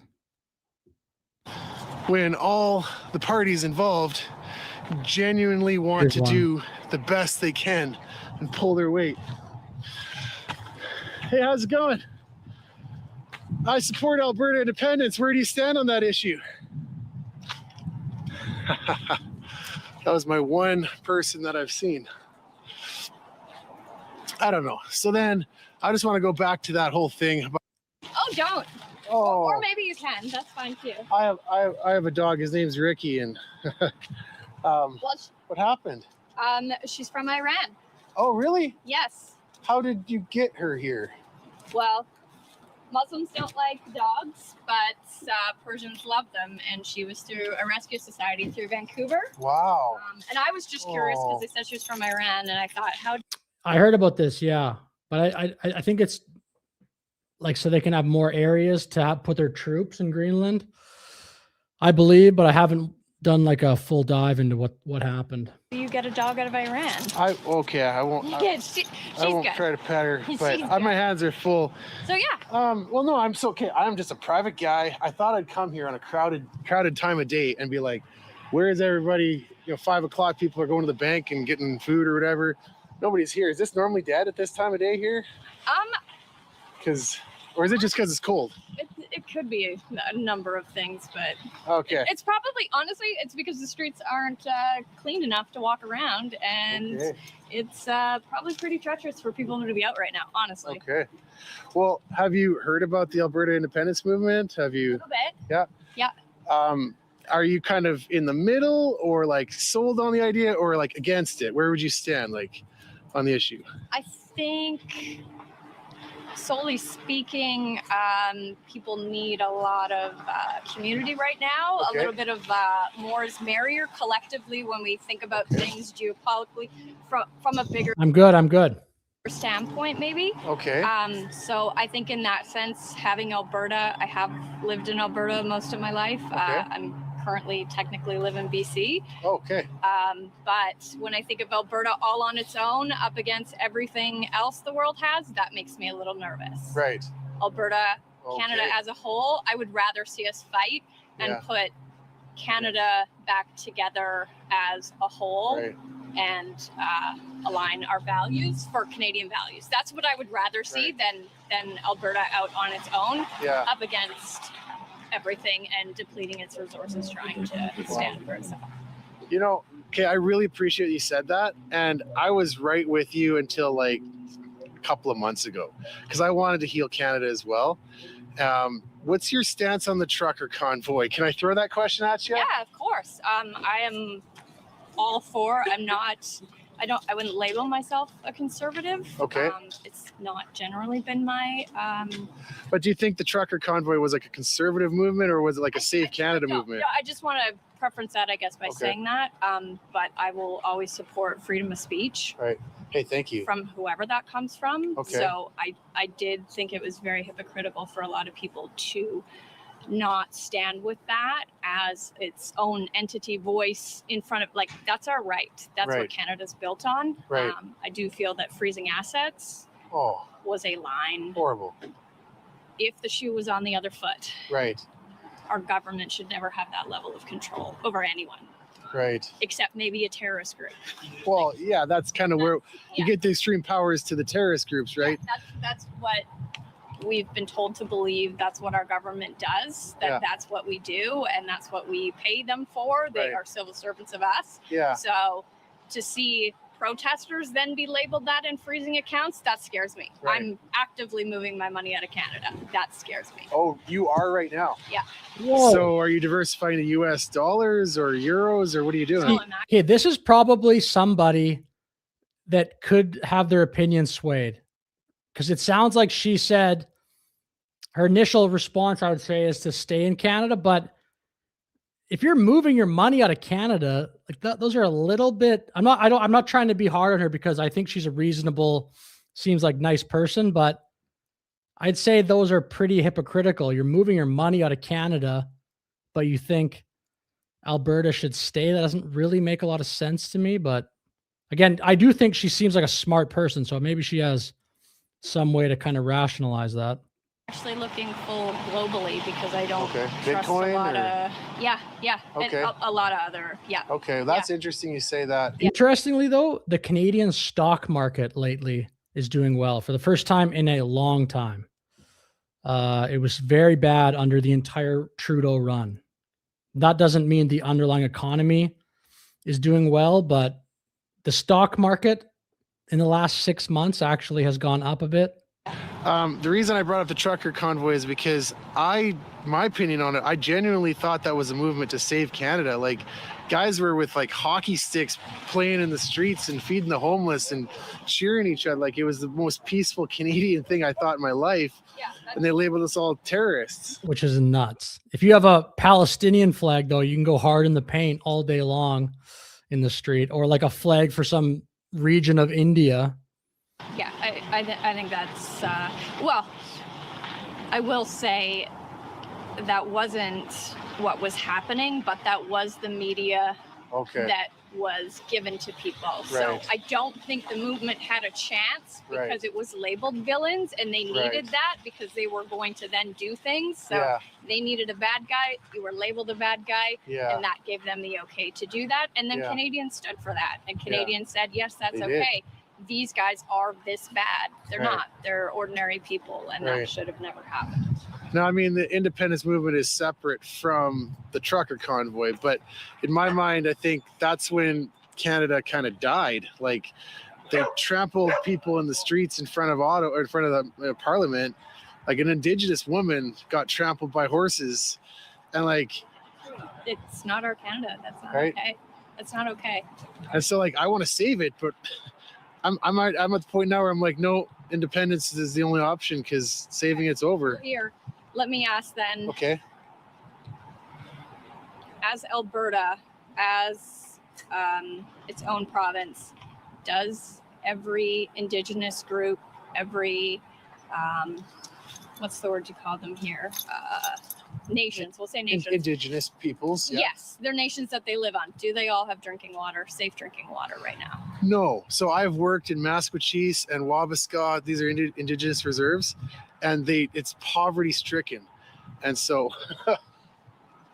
That's where I would feel Canada's lagging, and I mean Right. that's the only thing with separatism, I guess. You know, those are big issues. Those are Canadian. That's like a pro separatist argument, though. I think, wouldn't it be? I don't think that would be a thing you could use to say that Alberta should stay. If anything, it's sort of a separate issue, but if anything, I think that would probably strengthen the leave argument. Issues, and we should have those until So this is a big issue because like the complaint is like, well, are we going to honor the treaties? And I think we would have three options. Like, we could either keep the treaty with Canada, the federal government, we could transfer to the Alberta Republic and we could take over the treaties, or we could renegotiate something that actually works, like provide, services and do something like really they could negotiate. I do feel, yeah, if the Such message, an amazing opportunity. if it was the opportunity, if that was spoken, I think moving forward that should definitely be a talking point. The guy you're talking about, the guy in the camera, maybe, but it's harder in person. Like, so I'll give him a lot of props for doing it because it's much easier, even like what I'm doing. It's my face. Like the ultimate way it's easier is an anonymous Twitter account. It's pretty easy to be politically incorrect. This is probably a step up a little because at least my face is right here. But if you're in person, it's kind of tough to just be super bold right to people's faces. But I don't know. I think this guy is, from what I've seen, and then the prior video, I don't know if you were here yet, but there were some hilarious moments. I think he's been representing the movement very well because he's like very nice. So I think it's hard to look at this guy and be like, oh, this just stupid, all the crap they're going to say about this movement. Like, you're racist. We covered that a little bit earlier in the stream. Of that movement then, because that I could get behind. Well, I'll tell you it is. And so, thank you so much for the interview. Yeah. If you want to follow me, I just started this YouTube channel. It's called Talking to Albertans. Like La Raza, like, you mean they're falling in love? So you're from BC, I guess, but for a few more months. Okay. Hey, and thank I you have so family much. here, and until then, we're all connected. Totally, Michelle. Isn't it crazy? 2-year waiting list for a neurosurgeon. It's so brutal. That I think is truthfully the moment where you realize how bad things are in Canada the most, because everything else, like, you kind of just feel it as like a drip, drip, drip. Like, if you say your wages aren't going up or they're stagnant or even they go down a little bit or they don't keep up with inflation, you don't really feel that all at once. It's just kind of, it's like the crab in the bucket, the hot water. The water just keeps getting a little bit worse, a little bit worse, a little bit worse, or the frog, whatever that story is. But I think you see how backed up everything is in Canada when you go to the doctor, because, man, it's totally like we've all become just accustomed to being treated like sheep at the doctor. And there's no, for a lot of cases, most cases for sure, there's no private option. Like, in a lot of cases, it would be way better to just go to America, but all things, like, all total, because then you got to fly to America, stay in a hotel, go to your appointment, fly back, probably at a minimum, pay for the appointment. Like, it's probably $2,000 just to go to America and get that neurosurgeon appointment, maybe more. And And then if it's actually surgery on top of that, it's obviously way more. But just to go get an opinion from a specialist in America, like I did that actually maybe 4 months ago. And yeah, it's like $1,500, 2,000, because if you stay here, I don't want to wait 18 months. Like then that's in the back of your mind the entire time. It did not used to be like that in Canada. When I was a kid, maybe you get a special treatment a little bit because you're a kid, but even like 15 years ago when I was not a kid anymore, like a teenager, when I go to the doctor, I wasn't constantly thinking, this is going to take forever. Now, every time I go to the doctor, I'm like, oh, this is going to suck. Unless it's just a pill they can give me, I'm going to be waiting for a long time. So I think it's very difficult to say things are going well when you go to the doctor in Canada. Canadian, so. Yeah, well, I appreciate that so much, and God bless you for taking care of that dog. Thank you. I appreciate that. Hey, have a great day. Take care. Awesome. What's everyone's opinion of this guy in the chat? We've been covering his videos now for a little bit, talking to Albertans. Like, this guy's a G. No, that was a refreshing conversation after my march around with nobody around. So I came at the wrong time of day, guys. This is my own fault. The next time I go, I'm going to probably go to like White Ave, maybe. Yeah, see how that goes. But we covered that, by the way. If you're just joining the chat, he did go to White Ave, and there was like 2 or 3 moments that are very funny. This apparently Métis guy told every European to go back, every white person to go back to Europe. Like, just so racist, so gross. She made a couple good points there. You know, the whole idea, like, should we continue to try to save Canada? And then the last point about the Indigenous communities. So I want to talk more about that. Hello, James. Thanks for watching. I feel like Canada now is past the point of being saved. And I just, it's hard to not sound like a conspiracy theorist right now. So give me Jaden, good question. I don't believe there's been any live data released. And if I'm going to speculate, that might be their strategy. Because if they say, oh, we're at 110,000, people are going to go, well, they're going to get there anyway. I'll just stay home. But I would say strategically, the right move is just going to be don't release any data until the end. We'll see if they actually do that. I have no clue, but a tinfoil hat for a second, okay? But our prime minister just told the Americans that he didn't want to do business with them, that our relationship is over. Dude, exactly. That Carney's speech is what I think could be used as an argument for the pro-separatist movement, the pro-independence movement. I'm kind of glad this guy's bringing it up. That speech by Carney was a train wreck. That was so dumb.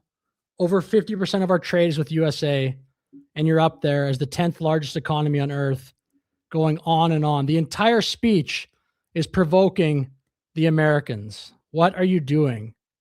Canada's going to have to deal with America long after Carney and Trump are no longer the leaders. What are you doing? Like, that speech is on the record now of just you ripping into USA the entire time. If Alberta is independent, it'll have to deal with, I mean, I guess that you could argue Alberta will say that wasn't us, that we're a different thing.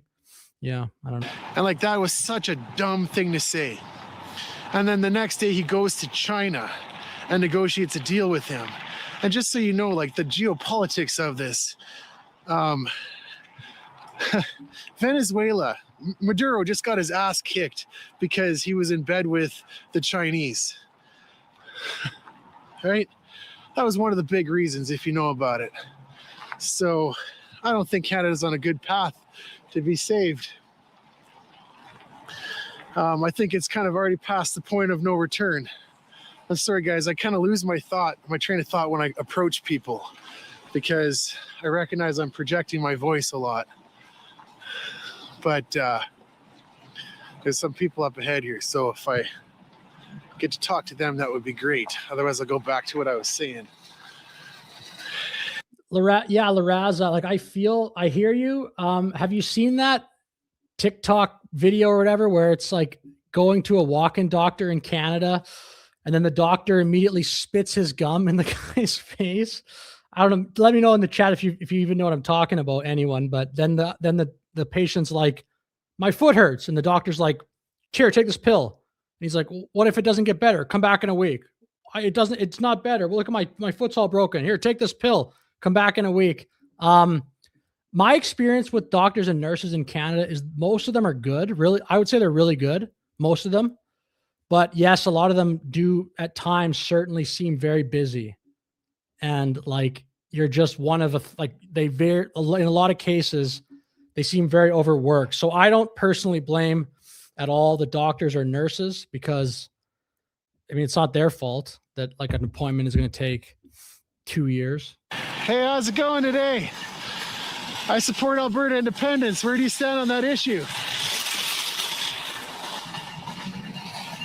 Yeah, fair enough. So I think that's probably a no. Let's let this guy go. Hey. It can't be. Yeah. Do you think Edmonton downtown or Calgary downtown is more liberal? It could also be that I'm just kind of weird. This is not a place where people expect to see this. I think people would say Edmonton, but I don't know. And so,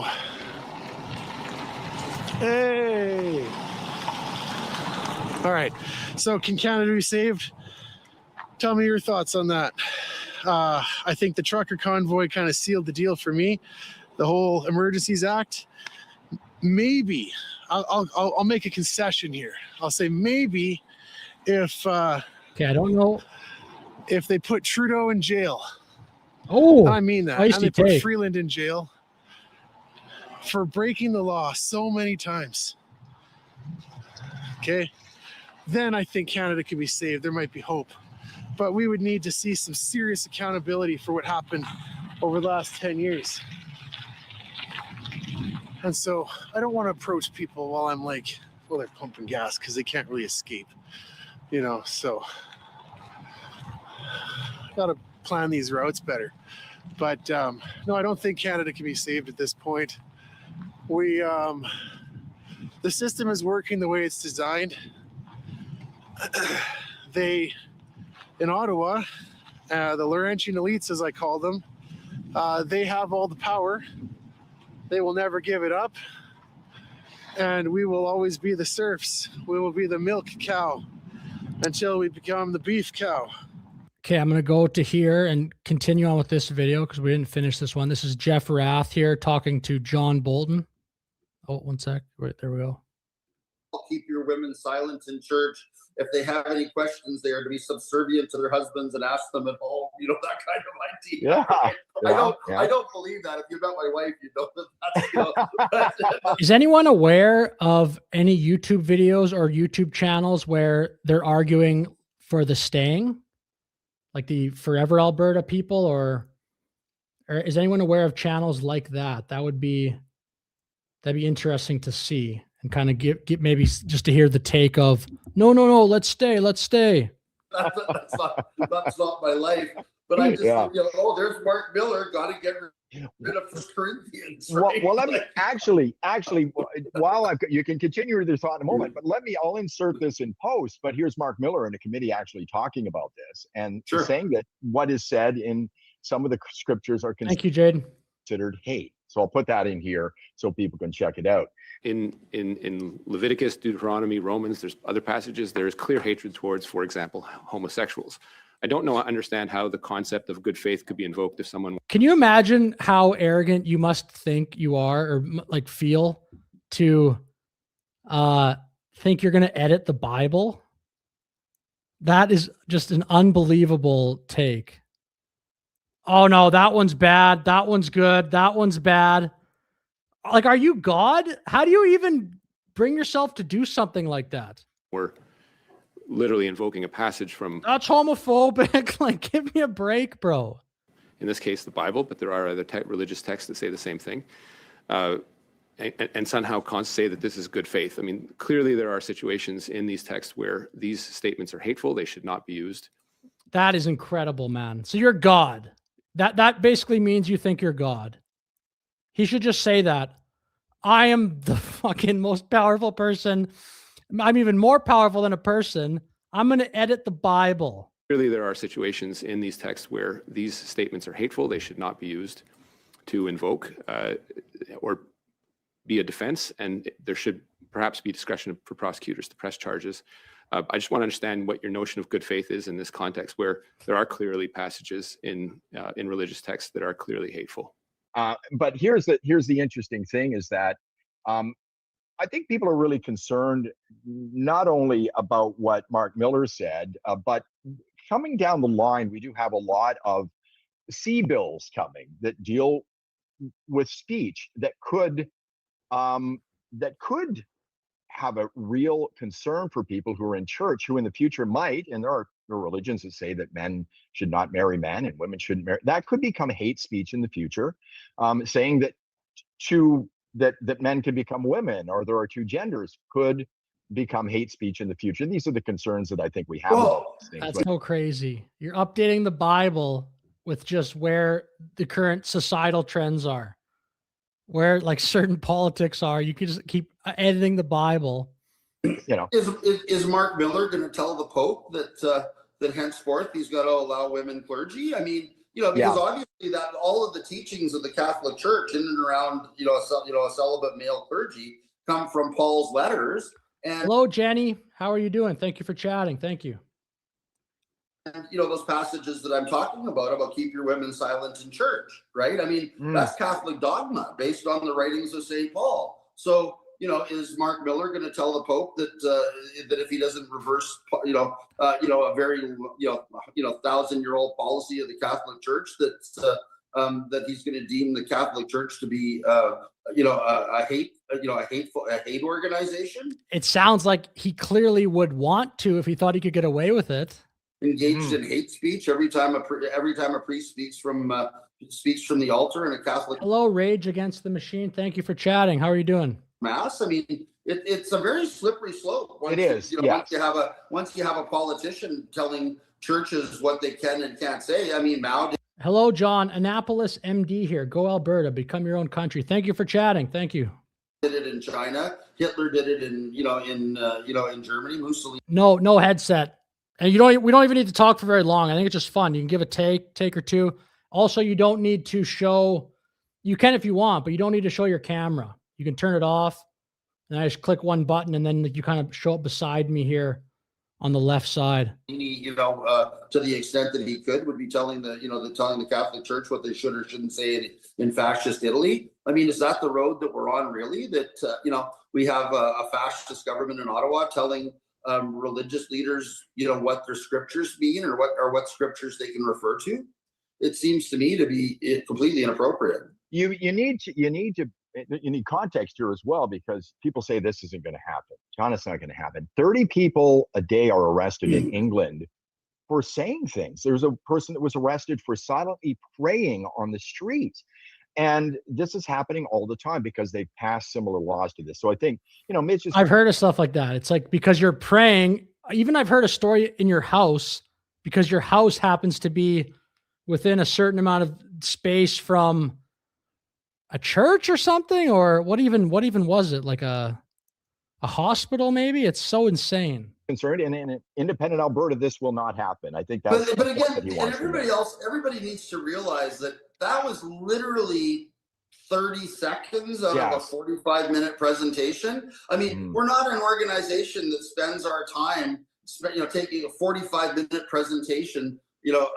Really? There's an anti-Alberta channel called The Planet D. It is hilarious. I'll check that out. Cool. Thank you. About any particular race or ethnicity, being persecuted by anybody. I mean, it was like literally a little blurb out of a lengthy presentation that was basically, that focused more on economics, the benefits of having no taxes in Alberta, drastically reducing the amount of regulation in Alberta, et cetera. That's what we're all about. We welcome everybody. There you go. Yeah. We don't care. Ask you. And again, we have Africans coming to our meetings. We have Asians coming to our meetings. We have Filipinos coming to our meetings. We have people from the Muslim community, the Sikh community, the Hindu community. Yeah. For the people that are just getting here, earlier we talked about they're responding. They were earlier in this interview, at least, to an article, and we checked it out about some hate group called one of the people behind the Alberta independence movement, his comments on immigrants, like problematic or whatever word was used, but they're already trying to kind of tar the movement with racism, which I definitely thought would happen, but it happened right out of the gate. That's pretty much their only play. And then even another video I saw, they also tried to tar this group with, oh, you're helping Trump. The separatists are helping out Trump. All coming to our meetings and supporting what we're doing. So, to suggest the contrary, they're simply trying to slow our momentum and also subscribe, please. Subscribe to the channel. And to stop people from coming out and signing petitions or being associated with what we're doing.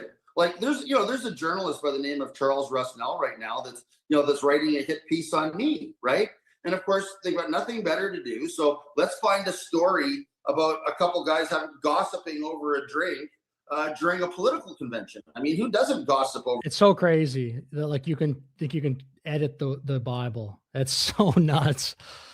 That might be even dumber than the normal liberal bull crap. It probably is. That might be like, if you were to rank it, I don't know. Well, you consider number one, but Trudeau had a lot of beauties you could throw up there. For a drink during a political convention. That's what everybody does. But apparently this is a big story, right? Like, it's ludicrous, right? And here's the thing.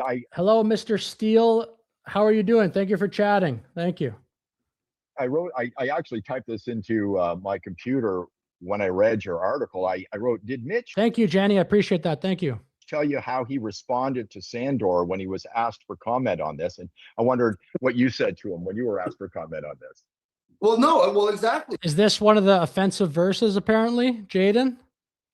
I mean, Sandor didn't ask any of us for comment on any of it, right? And I mean, it's the same thing like that little loser, Johnny Wakefield up in Edmonton, who writes for the Edmonton Journal, writing all those hit pieces about, these Law Society things that I've been dealing with.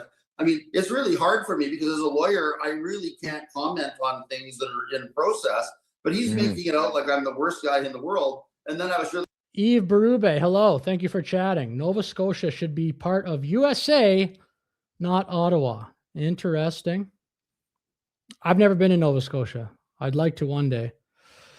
I guess I've been in every Canadian province. That's not true. I've been in every one that's not Maritimes. BC, Alberta, Saskatchewan, Manitoba, Ontario, Quebec, and that's it. So, 60% of the provinces. But I've never been to maritime provinces. Happy that during the public hearing, the Law Society prosecutor, asked me why I wrote this letter to the Prime Minister and, Jason Kenney, all these people. And I said, the reason I wrote the letter wasn't to obtain any benefit for anybody other than That's it. Yeah. Thank you. Donovan Kelly, abortion clinic. Yeah. Didn't want thousands of children in Alberta to have their hearts destroyed with myocarditis. And I wanted parents to be aware that more children would die. Thank you, Joel. Is it on this subject or what is it on? It's just, you just think it's a good video? Die from the COVID shots than would die from COVID. Right. And I was very upset and I was very concerned. I'll get to this. Yeah. I'll do that on my other stream when I go to just the news. Lutnick Roasting Carney is, I saw a bit of that. It's funny. About the fact that all of our so-called leaders, we're not making this public and we're just parroting the words safe and effective on an ongoing basis. And I was very, very, very concerned about this. And that's why I wrote those letters that got me into the glue with the Law Society, which we're still dealing with, right? Right. But I'm very constrained in what I say. But, he won't even bother to call me for a comment, which my comment would have been like, look, this, all of this is being resolved in a professional manner, both to my satisfaction and the satisfaction of the Law Society. I don't even get the courtesy of that phone call. And everything goes out of its way to look like I'm the stupidest, most incompetent, most useless, unethical lawyer in the world, when nothing could be further from the truth. I mean, I've argued and won cases at the Supreme Court of Canada. I've won cases in every appellate court, major appellate court in the country. It's really funny that none of them accuse me of being incompetent, right? Because they can't make the case on the record, right? So they've got to attack me however they can. And again, it's this whole idea that they're going to write these slanted hit pieces and not bother calling you for comment. Or in the Rusnell case, if they do call you for a comment, they want to argue with you. They want to try to get you to admit things that aren't true. It's not journalism. I mean, they're basically it's like a reverse investigation where the police are trying to fit somebody up for a crime. They know who it is they want to convict, and then they're just trying to find the facts, to fit the narrative, right. rather than being fair, unbiased, and telling the whole story. I mean, that's what we're dealing with. Right. So yeah, you didn't get any call from anybody regarding this group. I looked it up online. Stop Hate Alberta. They do have a website up there, and I'm sure we'll probably be seeing that at them at events coming up here. I do want to try. But I mean, who are these people? I mean, I can't even find them online. I don't know. On their website, it doesn't exist. There's probably 3 of them in total, and and again, it's like, oh well, we have and under our process, these complaints are anonymous. So we don't even know who the complainant is. We don't even know if the complainant isn't the bozo that's being interviewed for the article, right? I mean, for all we know, the complainant, is the head of this so-called Stop Hate Alberta, group. Okay, we'll come back to that. Check this out here. 3-minute video. Albertans would rather join. Whoops, share this tab. Albertans would rather join U.S. than stay in Canada. Congressman from City News just came out. Let's see what they say here. It's up to the United States of America. End of story. On a BBC News program Tuesday night. So this looks like an American congressman, on BBC. A curious comment from an American congressman and Donald Trump ally. It came surprisingly during a discussion on the U.S. president's promise to take control of Greenland. Quite frankly, I think the people of Alberta would agree with that sentiment, that they would prefer not to be a part of Canada and be a part of the United States. Oh, wow. That's obviously the petition. I mean, we covered the question. It's not to become part of USA. It's to become an independent nation, I believe is the way it's stated, or either independent state, but it has nothing to do with 51st state in America. But this guy's saying, I don't know what Rep. Andy Ogles, Republican congressman. Oh, the chat, the bubble's in the way of that. But how do I get that bubble out of the way here?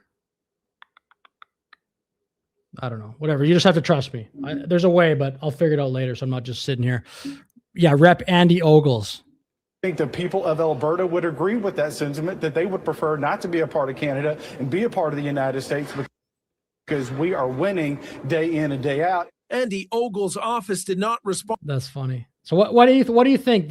Would you rather be USA or Canada or independent? I think most people right now, at least that want to leave Alberta, would say independent as opposed to USA. But I think there'd be some in there that would say USA.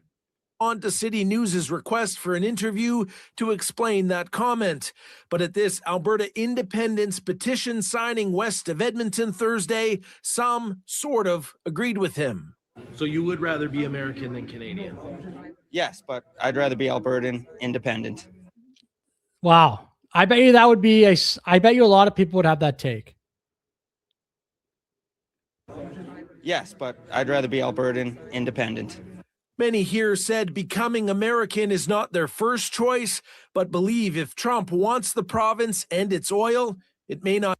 Can't go to Quebec at law yet. I don't know about that. That'd be very difficult to have that as a position. It'd be up to us. I thought at the end of the day, if Trump decides to take over Alberta, Canada, whatever, we're not going to be able to stop him. So it is what it is. People who want Alberta it's sad because I bet you a lot of these people 10 years ago would have been a lot more patriotic. I just think for reasons we've discussed prior on the stream, I mean, one would be obviously like the long wait times for doctors. I think a lot of people are like, whatever, man, my kids can't afford life. What are we supposed to do? My job isn't keeping up with inflation.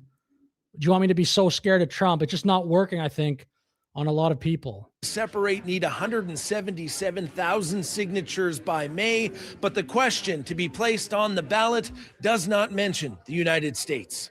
Instead, it proposes an independent state. The office of Alberta's premier responded to the congressman's comments. There's it. Do you agree that the province of Alberta should cease to be a part of Canada to become an independent state. Independent state. The office of Alberta's premier responded to the congressman's comments by saying the premier supports a strong and sovereign Alberta within a united Canada. She also believes the overwhelming majority of Albertans are not interested in becoming a U.S. state. The premier has never met with Ogles, and this leader of the independence movement says he's never spoken to him either.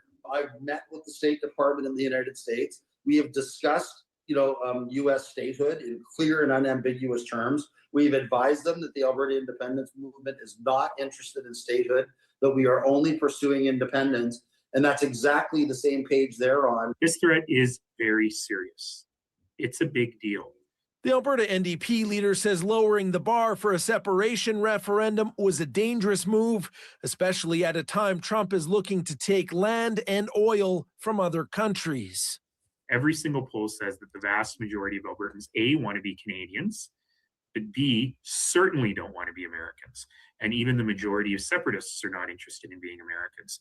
But it's clear that there's stuff going on behind the scenes here. He's not even wrong, but again, my point on that would be, I think what I've seen is 31% of Albertans are pro-separating. I think those numbers are inevitably going to go up as people see that it's a real movement. That just gives so much social cover to people, like more guys like that talking to Albertans guy, walking around with his flag, being totally open about it. That gives a lot of people, I think, social cover to say, yeah, maybe he's making some good points. As well. That would make an independent Alberta certainly less independent than people think it might be. The Prime Minister also pushed back on Trump Thursday, saying Canada thrives because we are Canadian. Jenny, you mean Alberta? Or I mean USA? Because the thing is, USA, unless you're a dual citizen, USA is one of the harder countries to move to, unless, again, like you have a spouse or something like that. But yeah, I think USA does not, it's a little tougher to move to USA than some other places, but I hear you. Still an Alberta separation referendum. Maybe your situation allows you. I'm not saying it doesn't. I'm just saying in general, other countries, Mexico, like stuff like that, it's a bit easier. Is expected to go ahead this year. Sean Amato. I hope not, Stanley. And my question is, where were they when all the pictures of Trudeau in blackface with cucumbers strapped to the inside of his, jeans and pictures at football games, like his idea, Trudeau's idea of blackface were floating around? Where was the cucumbers? Have you heard about this? I have no idea what he's talking about. I know the blackface. The cucumbers. What is that? Nenshi. Yeah, Jenny. Hello. Yeah, Nenshi. He's been on the news lately quite a bit, actually, Nenshi. Stop hate, Alberta then. Derek, thank you for chatting. Shut up, Nenshi. I mean, why weren't they investigating Justin Trudeau for obviously his hate-filled portrayal of black people? Right? And when the Liberal Party, this guy's great. Trudeau couldn't even say that the 4 or 5 pictures that we had of Trudeau in blackface were the only pictures of Trudeau in blackface. Because apparently it was something that he would do with a fairly large degree of regularity. Yeah, right? I know. Let's end on something positive here. Yeah, for sure. It's been remarkable. I was out on the Saturday prior to. Yeah, I think they will go up, Jason. I don't know what they'll get to, but that'll be for the future. Obviously, time will tell. We will see. It'll be very fascinating though, because I think it's real. I think the slur machine is going to come. I definitely think it'll be something Mark Carney probably will be starting to comment on more and more. Like this very well could be the political challenge for Carney of 2026. Even like, I know liberals think it's Trump because they think Trump, like everything just goes back to Trump, but I don't know. This could be something that Carney has to continually look at. I think it will, honestly. I think it's going to keep getting bigger. Coming to Panama a couple of Saturdays ago, and we saw all these. Oh, very cool, Jenny. Very cool. People line up, and I felt kind of out of it here. 54, not bad. I think my record is 73, so it's nice. Subscribe to the channel, everybody, please. I feel like I was missing something being on vacation. seeing all these pictures all around the province of people lining up in droves to sign the petition. Talked to Dennis Modry last week here when I was here in Panama. He couldn't believe it. What are your thoughts on that? Well, it's been fantastic. Yeah, thank you, Laraz. I'm sure it does. I'm sure it does, because just engagement in general. Like I know likes help, so I'm sure an active chat does help. Yeah, thank you.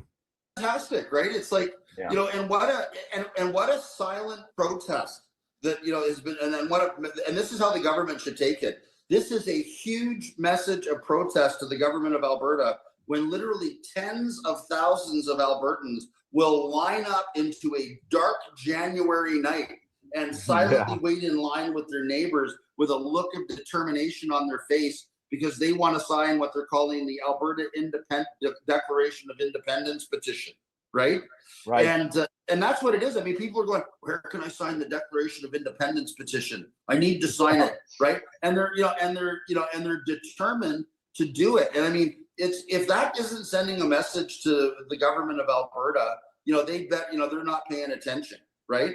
And then on top of it, and to be clear, I mean, I think the lineups have been phenomenal from an optics perspective to demonstrate the degree of support for what Jason Kenney was, referring to as a fringe movement that couldn't organize a 2-car funeral procession, et cetera, right? He said that? What does everyone think about Jason Kenney? Because I'm definitely, I was not a fan of him. He was the premier of Alberta during COVID. I remember he got caught at like that rooftop party or something when it was supposed to be lockdown. I remember that.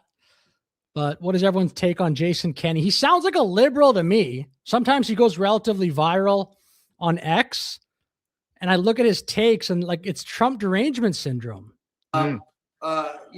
Visually demonstrated what an idiot Jason Kenney is and how out of touch with Alberta politics he is, right? But oh, very cool, Jason. Very cool. I felt kind of bad because the reason we had those long lineups was because somebody I'm not allowed to criticize publicly or I violate the rules weren't getting. Are you, Stanley, saying that as like a pro-independence or an anti-independence? It's like whatever. If you disagree, feel free to disagree.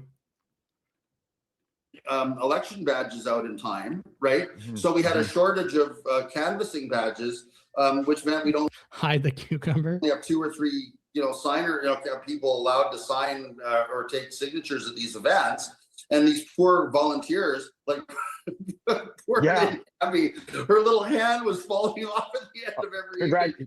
Applause for those people who are sitting there for absolutely. hours after hour to do this. Heartfelt thanks to all of our volunteers and canvassers who have literally been working around the clock and just writing their hands off, to the point of carpal tunnel to get as many people signed up as they can. But now, because we're getting our badges out, Okay, the next chat I'm going to highlight has the best display name and the best picture. Take a look. Not actually. Carney, like, what is freaking dancing? Elbows up -dancing. Get out from this third world country. That is a hilarious picture. That freaking elbows up stuff. Carney put his elbows right back up with that speech in Davos. There's no question about it. In a more timely fashion. And we literally have thousands of canvassers that are now registered, because we don't think that it's, appropriate to have our. I put him on the channel just once, but I probably will again for sure because he's been making videos. Yeah, Keith Wilson. He's remarkable and a treasure for those who love freedom. Very cool. Thank you. Have our fellow Albertans having to wait in line for 2 or 3 hours, like they're in a communist country waiting for the last loaf of bread that Mark Carney's going to let them have, right? We're trying to have, like at these events where we have more than 1,000 people, we want to have, 20, 30 canvassers there so we can just move people through, 20, 30 at a time so that people that have heard our message, believe in what we're doing, can just sign and go home without wasting a bunch of time. And those that want to stay and listen to Mitch and I talk some more, or listen to other speakers talk about the benefits of independence, they can stay, whatever. So we're getting, as more and more canvassing badges come out, we can move people through much more and more quickly. And then the other thing that we're doing, which I'm really excited about, is that all of these events, we're asking for people to volunteer if they have Main Street businesses or businesses that are on a ground floor with good parking somewhere, to volunteer a little bit of space so that we can have volunteer canvassers come in, set up tables and man tables, 40, 50 hours a week on a permanent basis at permanent locations at these businesses. And that campaign is now getting underway. So everywhere we go, there's more and more people volunteering, their businesses, volunteering space so that we can set up permanent locations. And then people can just come in, go to the website, see all the permanent locations, find the one closest to them, go and sign and go home. Right? The Royal is back.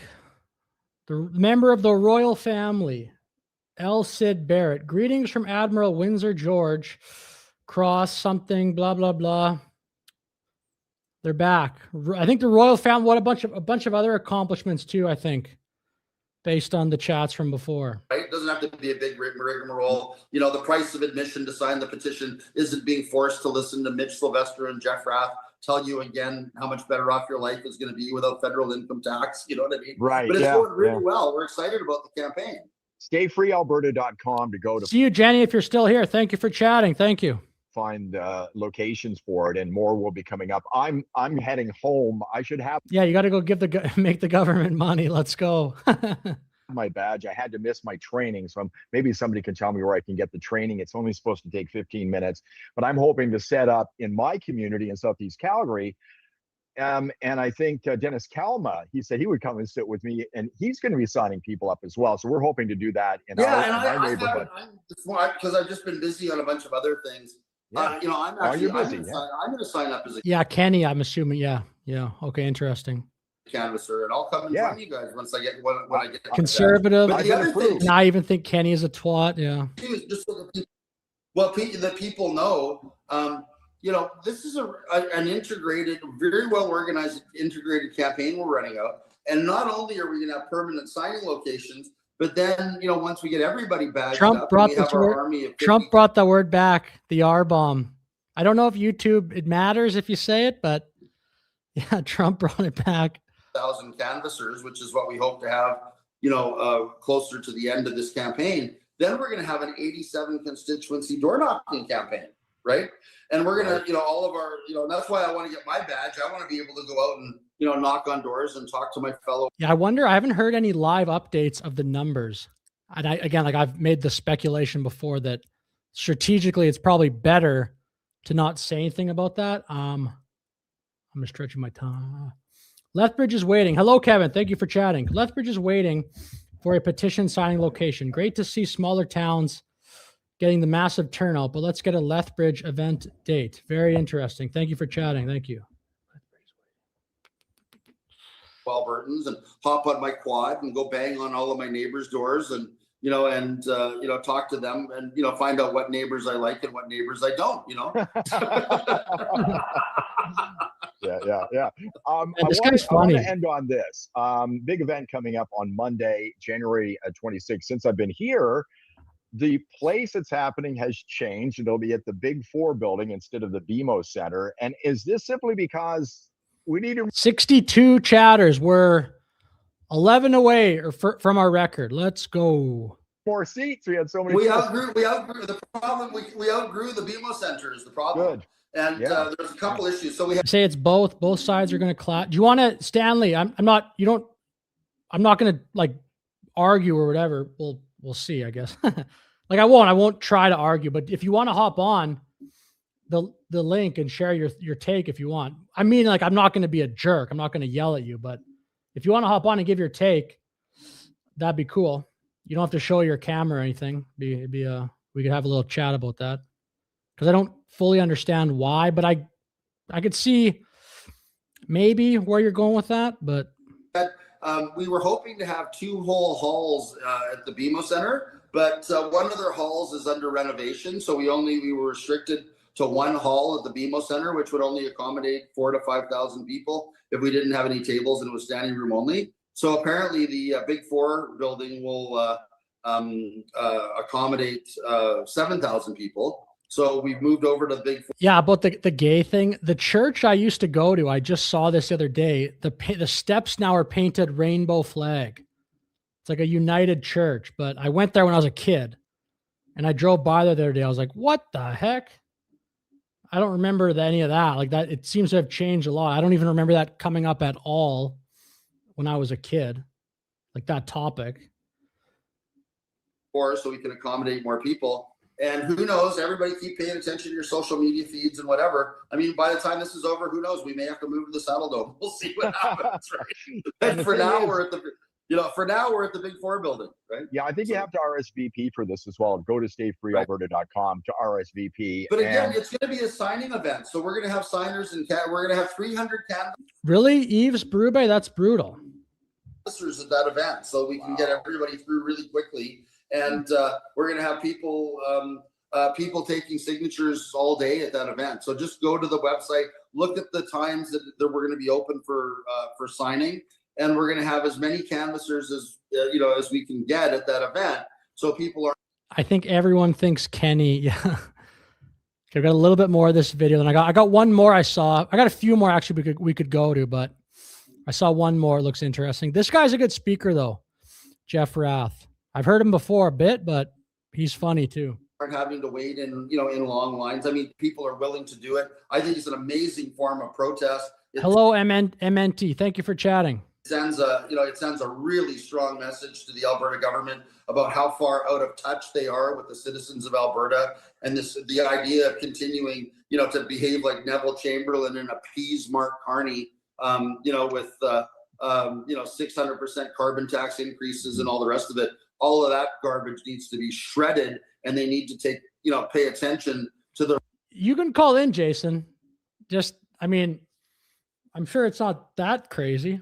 You could say a lot on YouTube. Like I naturally don't swear that much anyway. A little bit, like I'll swear, like I'll say fuck a little bit, but I hardly ever do. And I when I'm online, I just did there. Obviously, I'm not totally against it, but I don't want to say a bunch of swears. But I don't know.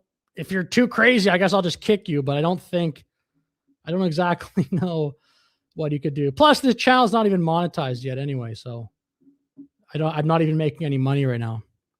Real Albertans. Just the love of the game. Just on YouTube right now for the love of the game. These are the people that vote for the UCP, and they're going to ignore all of these people at their peril.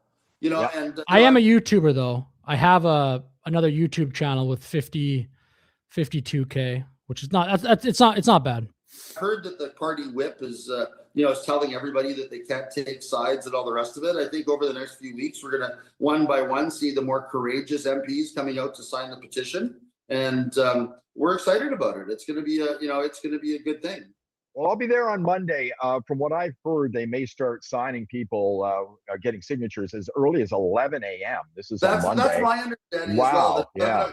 11 o'clock at the Big Four building, we're going to be open for business, and people can come in and and they can come in over their lunch hour. They can come in whenever, come and sign the petition, chat with like-minded folks about how much better off we're going to be in a free and independent Alberta, and and celebrate our province, celebrate the freedom of that Alberta is going to enjoy. So obviously I'm really excited about it, and looking barring having to be all the way up to a courtroom somewhere else, I'll be I should be there. So. Good. I'll be there. Looking forward to it with another 6,999 Albertans.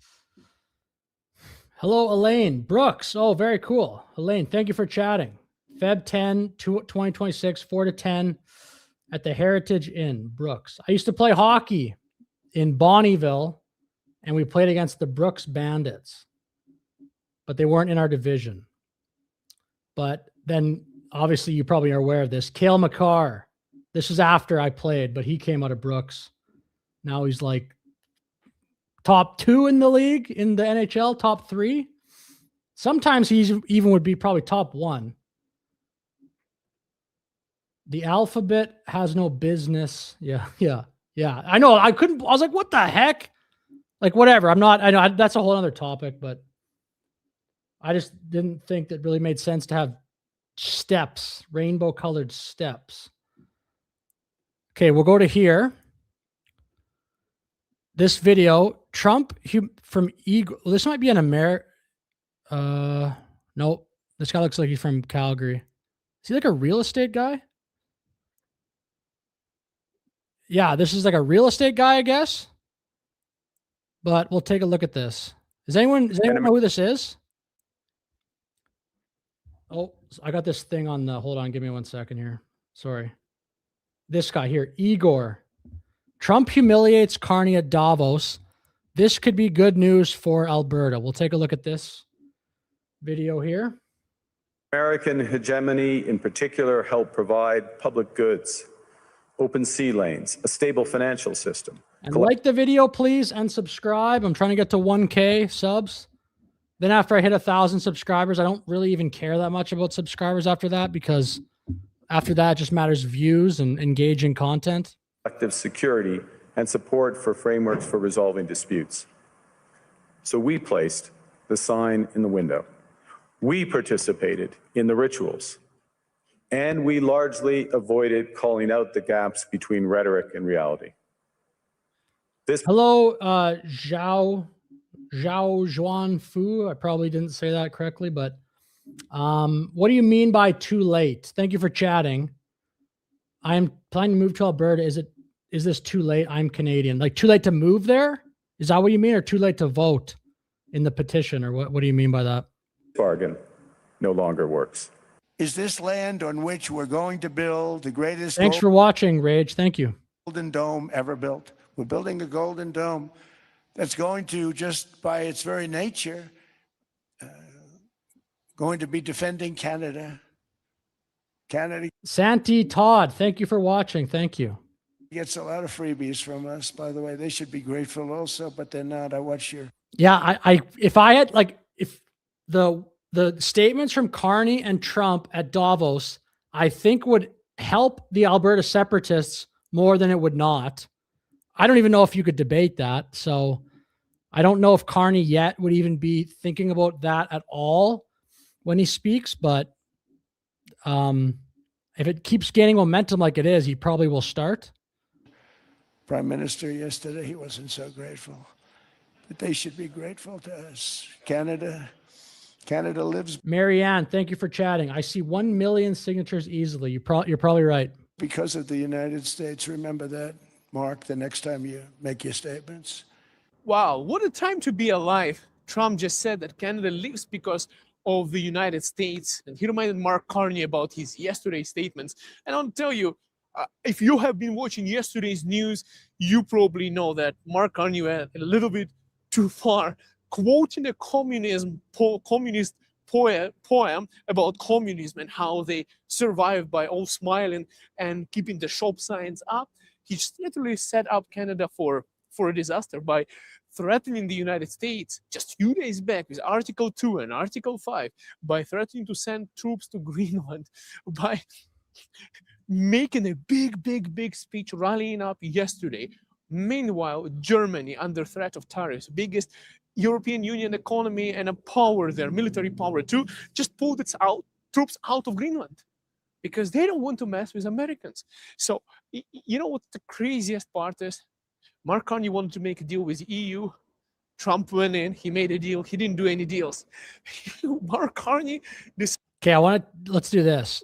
This video here, this is going to be like, oh, whoops, I got the wrong. I'm still getting used to that. Share this tab. This is going to be some some haters caught. Alberta separatists begging foreign governments to break up Canada. And then this guy's shirt here says never 51. Let's just take a look at some of their thoughts. So these people they're kind of giving the reasons, it looks like. Yeah, there's a lot of this. This will be interesting about why Alberta should stay. Could they really break up Canada? 2 weeks ago, I would have said no, but that is not a rhetorical question anymore. That is the opening line of a real news article in the National Post about Alberta's separatists meeting with Trump's people. And now they're planning a tour of Latin America to sell their breakup plan. Not to sell more beef, not to attract tourists, to rustle up support for Alberta leaving Canada. After months of private meetings Good to hear, Barrett. in Washington, they're fanning out to foreign capitals looking for friends with open checkbooks. They say when, they get a yes vote on independence. So let's be crystal clear here. Canadians Hello, Dead Fox. Thank you for chatting. If you're in Canada and you love freedom, come to Alberta and get some. are traveling abroad not as diplomats, but as separatist lobbyists. They're asking foreign governments to take sides in a Canadian territorial breakup. The goal isn't to sell canola, it's to build a network of foreign governments who will recognize and support an independent Alberta if they can trigger a referendum and win it. And that is the line they are crossing. They are not just arguing about equalization payments at home. They are inviting foreign interference into Canada's internal borders. Former Alberta cabinet ministers are already calling this modern treason in spirit. Not in the old-fashioned sense of raising an army, but in the modern sense of asking other countries to meddle in the democracy that is not under occupation, not under dictatorship, and not being denied elections. Now, some people watching are probably thinking, hang on, shouldn't these guys be locked up? It sounds a lot like sedition to me. And on a gut level, it sure looks like it. When you're flying to Washington and Buenos Aires asking foreign governments to help carve up your own country, it feels like betrayal in capital letters.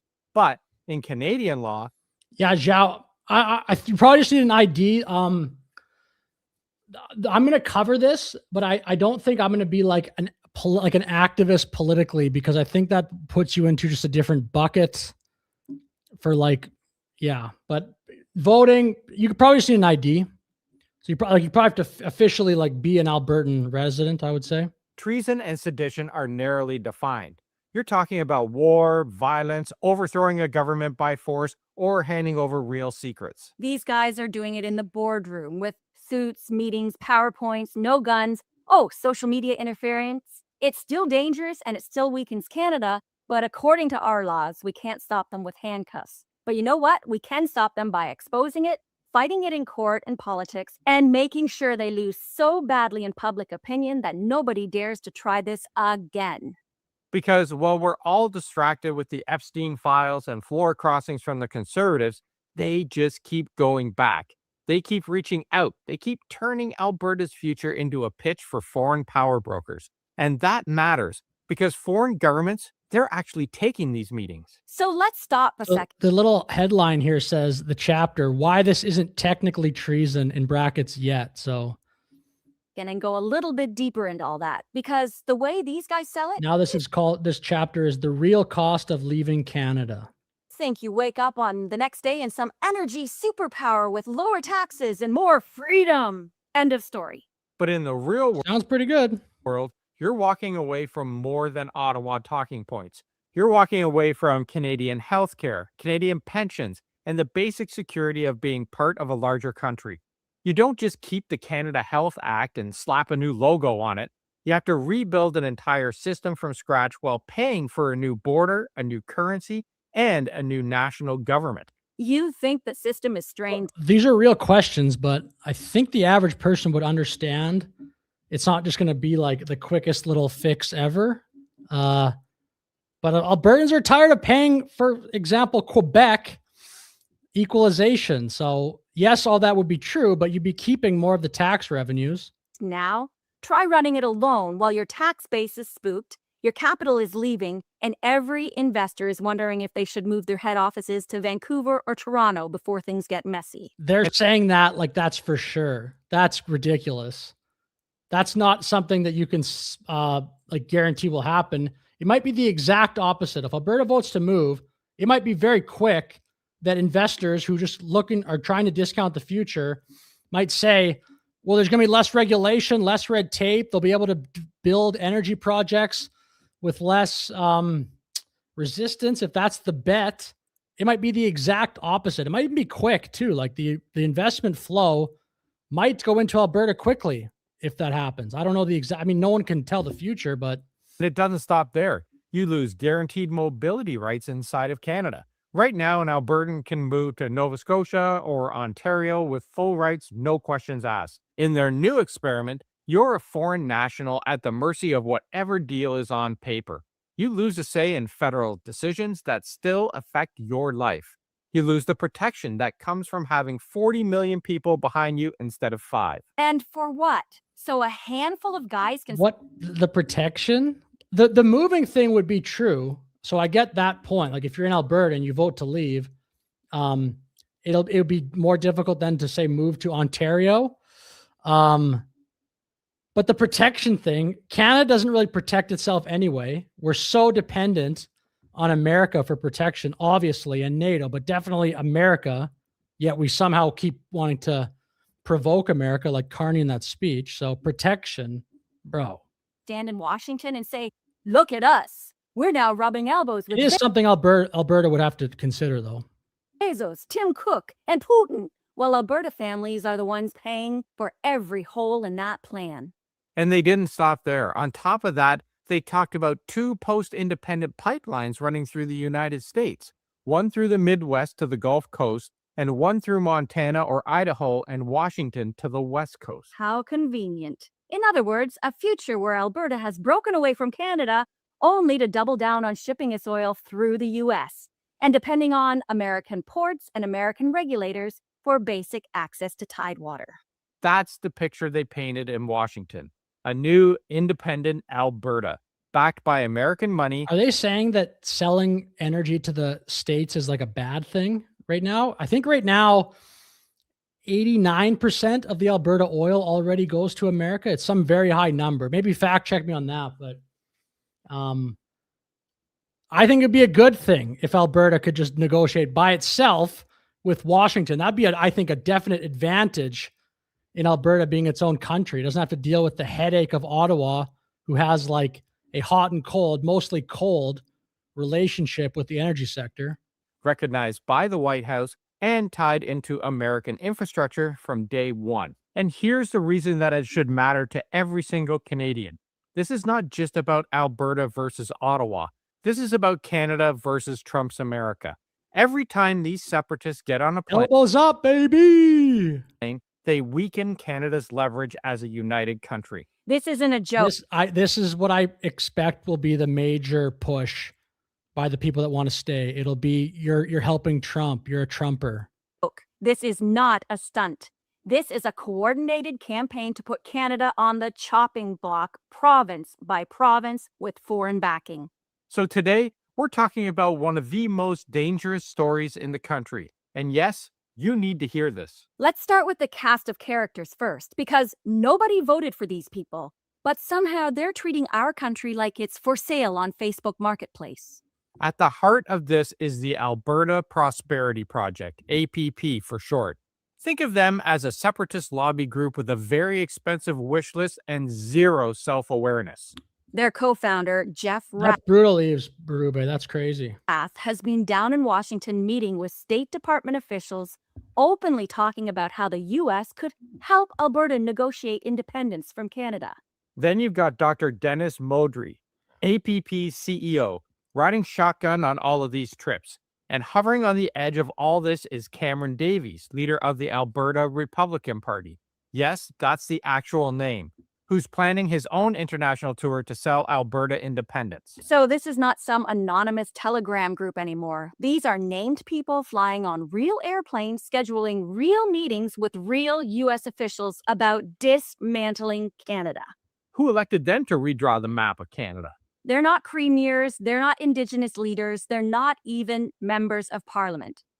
They're a handful of organizers and would-be power brokers who seem less interested on fixing Alberta's real problems and more interested in auditioning for the Billionaire Boys Club. What?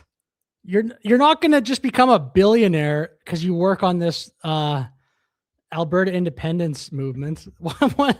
This isn't going to be this humongous cash cow. You can feel it in the way they talk. Cabinet-level meetings in Washington. Photos at Mar-a-Lago, big dollar figures, pipelines on maps. They're not thinking like people who plan to live with the consequences. They're thinking like people who want to stand on stage next to Trump, Musk, or Zuckerberg and say, we delivered a country. Meanwhile, the people who... That's crazy. What? There's so many better ways to make money. This isn't, this is all just a grift. The Alberta exit plan is so they can be friends with Donald Trump, with the president. Actually live in Alberta are the ones who would lose their healthcare safety net, their stable currency, their rights inside Canada, and their reputation as one of the best countries on earth. And that's true. We have a video all about how Canada is #1 in the links below. So when they Do you actually live in the UK, Barrett? Sir Keir. Yeah, Keir Starmer. He's a beauty. tell you that they're doing this for the people, ask yourself, which people? The nurse in Red Deer who will watch her hospital budget get torn apart? The teacher in Lethbridge whose pension suddenly depends on a brand new Are these Canadian Karens? Yeah, it looks like it. His shirt, so cute. Never 51. We get it, bro. currency and a $500 billion US credit line? Or And thank you for chatting, Mike. Hello, how are you tonight? the small circle of men who are measuring themselves against tech billionaires and strongmen instead of against the neighbors they're supposed to represent? To those who support this, wake up. They're not building you a better life. They're building themselves a ladder, and they're using your province, your rights, and land that isn't even theirs as the rungs. And that Oh, is it like the land back stuff? Okay, so she just called everyone out. If you're in the chat and you're supportive of this, wake up, because this is not about Alberta independence. It's about like a handful of guys becoming friends with Trump. Maybe they want to go to the UFC events or something, hang out with Dana White. This entire movement apparently is about a few dudes getting access to Elon Musk. represent. To those who support this, wake up. They're not building you a better life. They're building themselves a ladder, and they're using your province, your rights, and land that isn't even theirs as the rungs. And that tells Who's the conspiracy theorists? Is it the right wingers that didn't like the lockdowns and the vaccine mandates? Because that was the biggest conspiracy theory I've heard. Wake up. It's about Jeff Rath being friends with Trump. you everything. If you choose that over your own country, over your own neighbors, you're not just frustrated with Ottawa anymore. You're betting Alberta's future on a man who has already shown us exactly how casually he's willing to treat literally everyone. And now, after U.S. outreach, they are planning to expand this campaign to Latin America. Cameron Davies, the leader of the Republican Party of Alberta, told reporters that he has trips booked to Argentina and El Salvador in 2026. Hey, because when you're trying to break up a G7 democracy, obviously the logical move is let's go pitch it to Javier Milei and Nayib Bukele. Earlier this year, another article revealed that This is a funny video. AP figures were bragging about cabinet-level meetings. Any video suggestions, by the way, you can put them in the chat. I think I've covered, I see some other ones, but I've covered a few. But if you have any video suggestions, yeah, put them in the chat. Near Trump's inner circle, talking about a separate transition loan for independence and selling Alberta's resources as a security gift to the United States. That's the trade they're lining up. Your so-called independence in exchange for a future where the U.S. gets your oil, your water, your leverage, and you get the privilege of arguing with an insurance company when your kid breaks an arm. So when a news piece says, in recent months, and as recently as last week, separatists Yeah, the climate scam. Yeah, like it'd be so nice to not have to like fund all the climate stuff. Holy crap. Is that ever frustrating? Just have clean air, just have a clean environment. Don't like make things bad. Clean water, clean air. But all this money for the green new scam. I think Trump hits the nail on the head when he says the green new scam. So true. have been wooing the Trump administration? Well, that's not an exaggeration. And there's a deeper problem with this whole fantasy that almost never shows up in their speeches. This isn't just Alberta versus Ottawa. There's a third party in this story that they keep trying to erase, the original treaty partners. Sorry, Barrett's a billionaire. Can you give us, I don't even have super chats on. But I think Barrett might be a multi-billionaire. Alberta sits on Treaty 6, 7, and 8 land. Those agreements are between First Nations and the Crown, or Canada, not between First Nations and the Alberta Prosperity Project, and not between First Nations and some future Republic of Alberta. So dumb. So what, the First Nations just run everything on like this? Always, all these arguments come back to these First Nations just having such a disproportionate amount of power over everybody. It's so stupid. I'm so sick of that. We're all the same, man. Like, get out of here. Alberta. A judge has already said you can't run a separation campaign that pretends those treaties do not exist. That means something very simple. This is A not judge said that. Cool. your land to sell. You do not get to fly to Washington, talk about our resources, and trade away territory that Marianne, yeah. But there are a lot of people like this. I would even say this is probably the most common voter in Canada. It's something like this, because the Liberals keep winning. was I mean, never look, like elbows up. Just the brainwashing. Elbows up. Tim Hortons, whatever, I guess, but elbows up, never 51. actually ceded to you in the way you're pretending.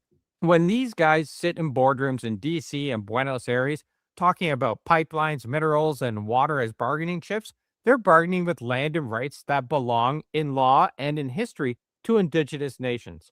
They're trying to move pieces on a map that they did not draw and do not own. The APP pushed It's a huge, sounds like a big virtue signal. Citizens Initiative question to Elections Alberta.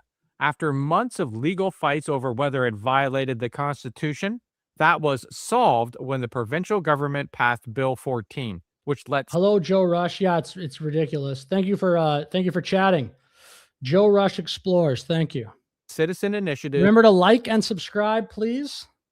I'm trying to get to 1,000 subscribers. go ahead even if they raise constitutional concerns. So, are you American or Canadian, Mike? It's all good, but yeah, which Canada looks like America's cool haircut. Think Danielle Smith wasn't involved? Huh. Who pushed that bill? And now I think it's real. I'm not feeling that this is AI. What do you think, chat? Do you think this is real or AI?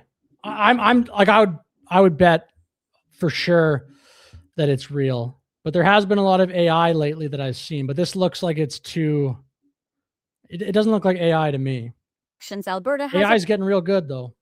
proved their question. The wording is simple and it's devastating. Why are we giving these lib? I just want to see their point of view, to see, like, I actually wish there were more videos like this, to be honest, because I'd even like one of these people to come on my stream here and talk to them. Like, that'd be fun. But I do want to hear some of the arguments for this. Do you agree that Alberta should stop being a part of Canada and become an independent state?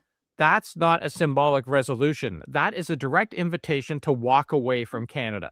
Jeff Rath told the reporter exactly what they asked for. Immediate U.S. recognition of Alberta as an independent country if there's a yes vote, a big financial health study by Wall Street names like JP Morgan and Goldman Sachs, and a plan to secure a $500 billion line of credit from the United States to bankroll Alberta's exit.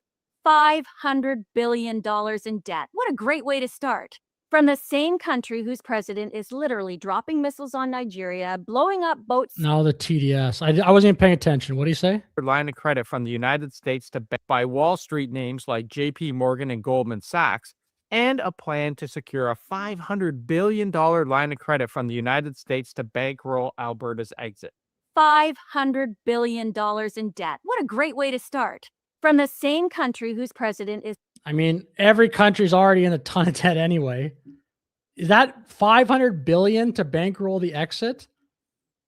It's literally dropping missiles on Nigeria, blowing up boats off the coast of Venezuela, and threatening. I mean, leaving will take money.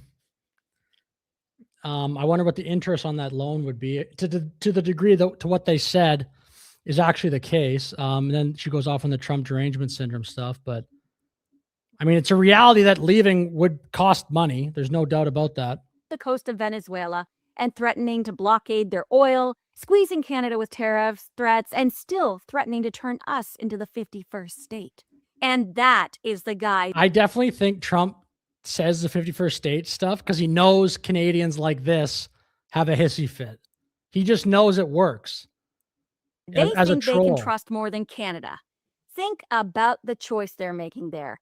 They look at 40 million Canadians, a charter of rights, treaties, a working democracy, and they say, no, we'd rather hitch Alberta to Trump. Because it's not working, and it's not about Trump. That's not like an honest framing. It's about an independent state, as the question states. And like, that's not there's this rosy picture of Canada which doesn't map on to reality. Things aren't great here. economically flat, housing prices high, long wait times, crazy levels of immigration.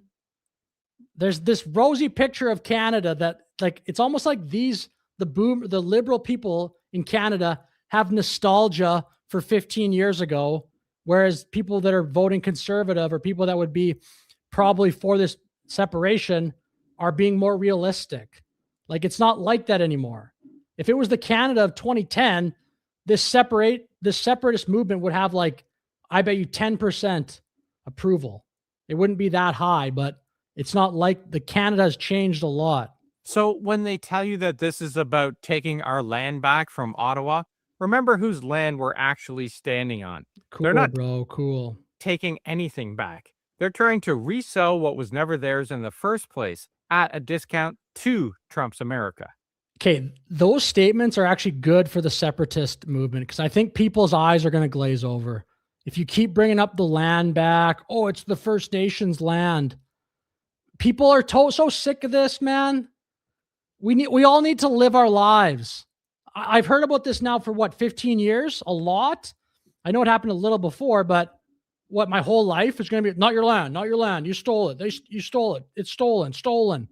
Just constantly living. Okay, I'm sorry.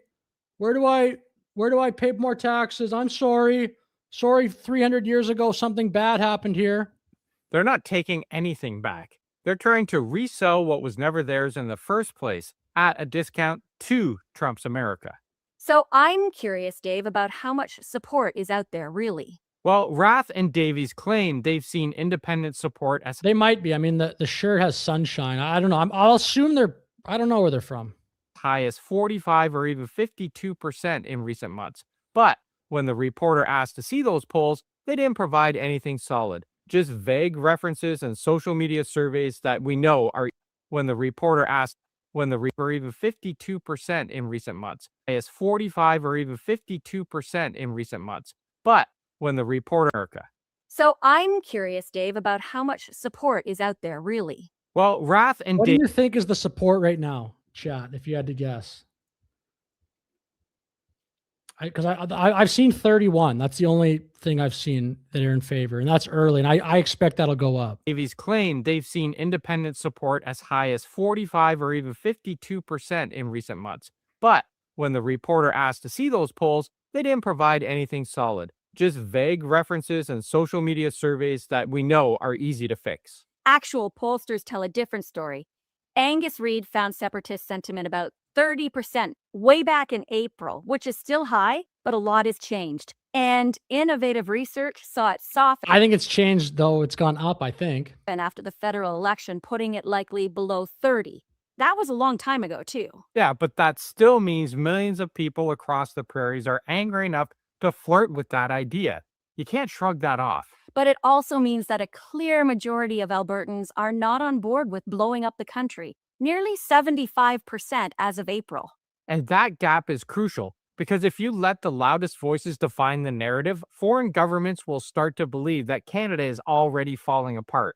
And that's what scares us. It's not just the theoretical referendum. It's the way these trips and these headlines chip away at Canada's image as a stable, unified country. We spent 2 decades traveling through regions where this kind of thing went further than anyone expected. So we know.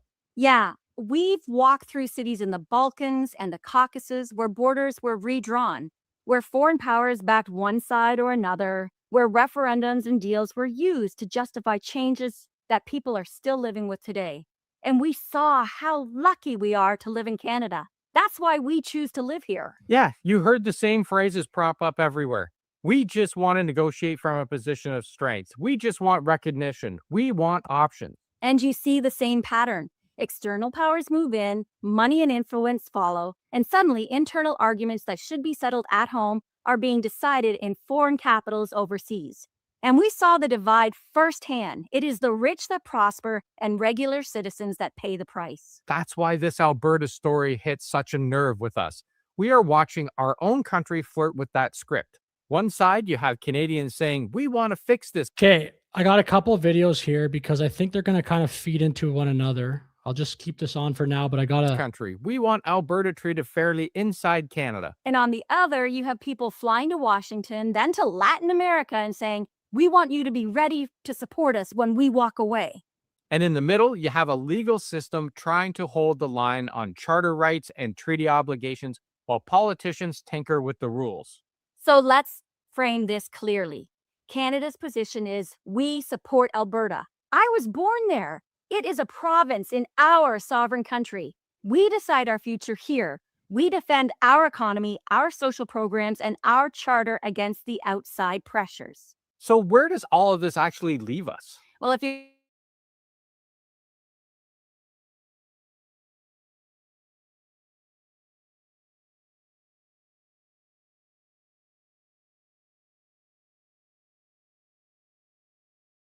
And if you're watching from the rest of Canada, you can stop pretending that this is some distant prairie drama that doesn't touch you.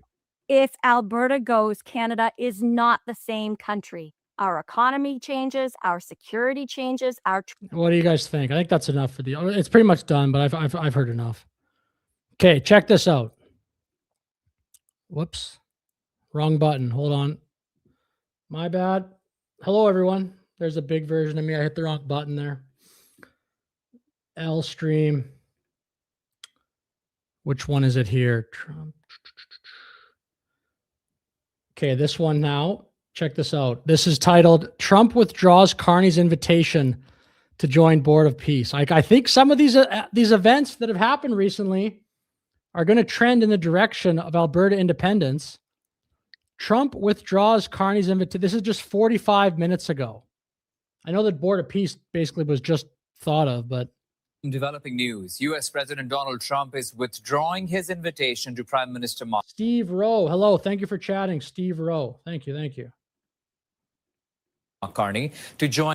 And we have some developing news. U.S. President Donald Trump is withdrawing his invitation to Prime Minister Mark Carney to join his Board of Peace. Trump posting on Truth Social, Dear Prime Minister Carney, please let this letter serve to represent that the Board of Peace is withdrawing its invitation to you regarding Canada's joining what will be the most prestigious board of leaders ever assembled at any time. Thank you for your attention to this matter. Now, we understand so far roughly 35 countries. What did Carney think that speech was going to do? It almost made Canada as like the number one antagonizer, if that's even a word, of Trump. Like, I don't want to use the word enemy because I don't want that to be true, but like rhetorically, at least, the number one enemy. Countries have committed to joining the board. None of the other permanent members of the UN Security Council have yet committed to doing so. The board was originally intended to end the war in Gaza, but Trump sees it as playing a wider role in global politics. It'll be very successful in Gaza. It's going to be a great thing to watch. And we can do other things. We can do numerous other things. Once this board is completely formed, we can do pretty much whatever we want to do. And we'll do it in conjunction with the United Nations. Yeah, and so Canada's not in it. That speech from Carney was by far the biggest blunder of his term. By far. Like, it cannot be overstated how dumb that was. So now we're not even on this thing. I know Trump just made it up, but he's the president of the USA. This isn't just some random dude on Twitter. It's the most powerful person on earth by far. And now Canada is just shunned from this thing. So good job. Holy crap. Is that ever frustrating? Okay, there's actually a lot of videos on the battle for... There's actually a lot of videos on Alberta, which is pretty cool. What was that guy's name?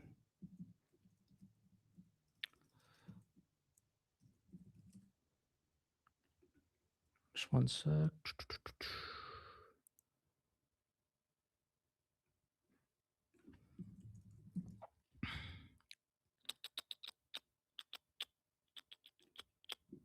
A citizen-led petition calling for Alberta to seek independence from Canada is gaining momentum across the province. Alberta needs to be strong and free from the shackles of the Liberal government. We are tired. We don't matter in this relationship, and it has to stop. I think we've had enough. The Stay Free Alberta campaign is collecting signatures for the chance to vote on the question. Do you agree that the province of Alberta should cease to be a part of Canada to become an I think we covered this video maybe on another no, maybe not. independent state? That's the question that they're hoping for. The push comes as new polling suggests support for Alberta sovereignty is on the rise. Matt Solberg is a partner at New West Public Affairs. He spent more than a decade working in and around Alberta politics, most recently serving on the transition team for Alberta Premier Danielle Smith. Yeah, no kidding. Don't tell. Like, there's so much separatist momentum in Quebec all the time, actually. Lately, again. And he's joining us live from Edmonton this morning. Good to see you again. Good to see you. You and I spoke just before the election. We talked then about this growing frustration. Hello, Brock. I think I said hello earlier, but hello. Alberta was feeling with Ottawa. Now it's not quite a year since the Liberals were voted back into government, and those grumblings has solidified into this position and petition. And what we also have pictures of is these long lines of people waiting to sign. They need 100. That's true. These two are insane. They speak lies and misinformation. Alberta's leaving. Get over it, you lying commies. Thank you, KG Kenny, for chatting. Hello, how are you doing? 178,000 signatures by May 2nd to trigger a provincial referendum. Do you think they'll get there? I do. I don't care, D2C. I don't think so. I mean, unless they only watch for like 30 seconds, but the whole video I was disagreeing with them. I think at this point, this is like a pro-liberal NPC stream. The numbers are surprisingly strong. Well, that's a cool analogy. Alberta's getting its 1776. These events have been incredibly well attended. There was one here in Edmonton, just a few blocks from where I am now, on the weekend that had, pictures of what appeared to be thousands of people lined up. I know that there's another one in Calgary later on this week that has been moved from one building at the Stampede grounds to a larger one.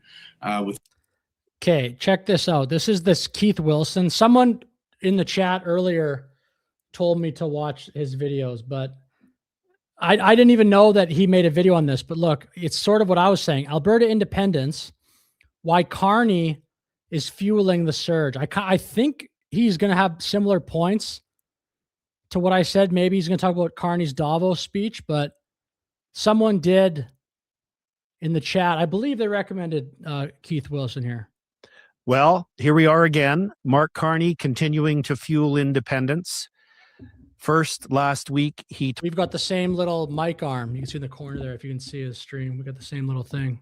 Talks about and travels to China and uses the phrase creating a new world order, and has told us all that he's seeking to embrace a new relationship for Canada, not with our closest neighbor and the largest economy in the world, a country that we share a history and a culture with, the United States of America, but no. Exactly. Spitting facts. This guy's base. I was starting to wonder, why aren't people having this take? It's so obvious that what Carney is doing is so ridiculous. I mean, I haven't been following every news story. This is really funny.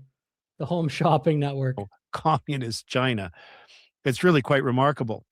But to top it off, he's been in Davos at the World Economic Forum, and he gave an eerie speech that has been praised by some, but is a clear signal to those of us here in Alberta that Prime Minister Carney is choosing a different world for our children to live in should Alberta decide to remain in Canada and not seek independence.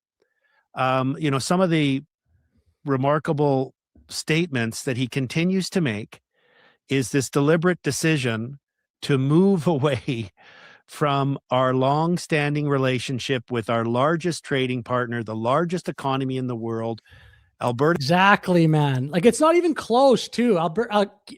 USA is like 8 Chinas in terms of how much Canada trades with it. It has natural north-south trade routes. That's our primary method of trade. It's always been. Raza, it seems like there's something fishy happening there, because it does seem like, I mean, the First Nations just have so much power to, like, it seems like veto everything. For us to primarily trade north-south. And instead, he's offering a worldview where it'll be supranational. In other words, beyond nation states. It will be, this is similar to Trudeau's comments about having a post-national state world, a world where it's these institutions like the WEF and the World Health Organization, the European Union, that dictate how the rules for living of our lives. This perpetuation of the fixation on green initiatives and heightened fear and driving policy around costly global warming initiatives. So it's a remarkable. What's the average Albertan supposed to think when they see that? It's such a good point. He's laying it out there very well. What is the average Albertan supposed to think? Oh, we want more of this? We want more of this elbows up cringe nonsense? By the way, USA economy is like 50% bigger than all of the European Union. So Carney can go over there and be buddies with like the leader, the chancellor of Germany, all he wants, Macron, Starmer.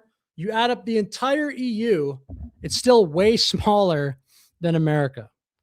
Stop showing these dummies, these idiots. Yeah, I hear you, but I mean, maybe the video was a little long. I'd like to see more of that stuff though, because I don't want it just to be like an echo chamber, which I don't think it is.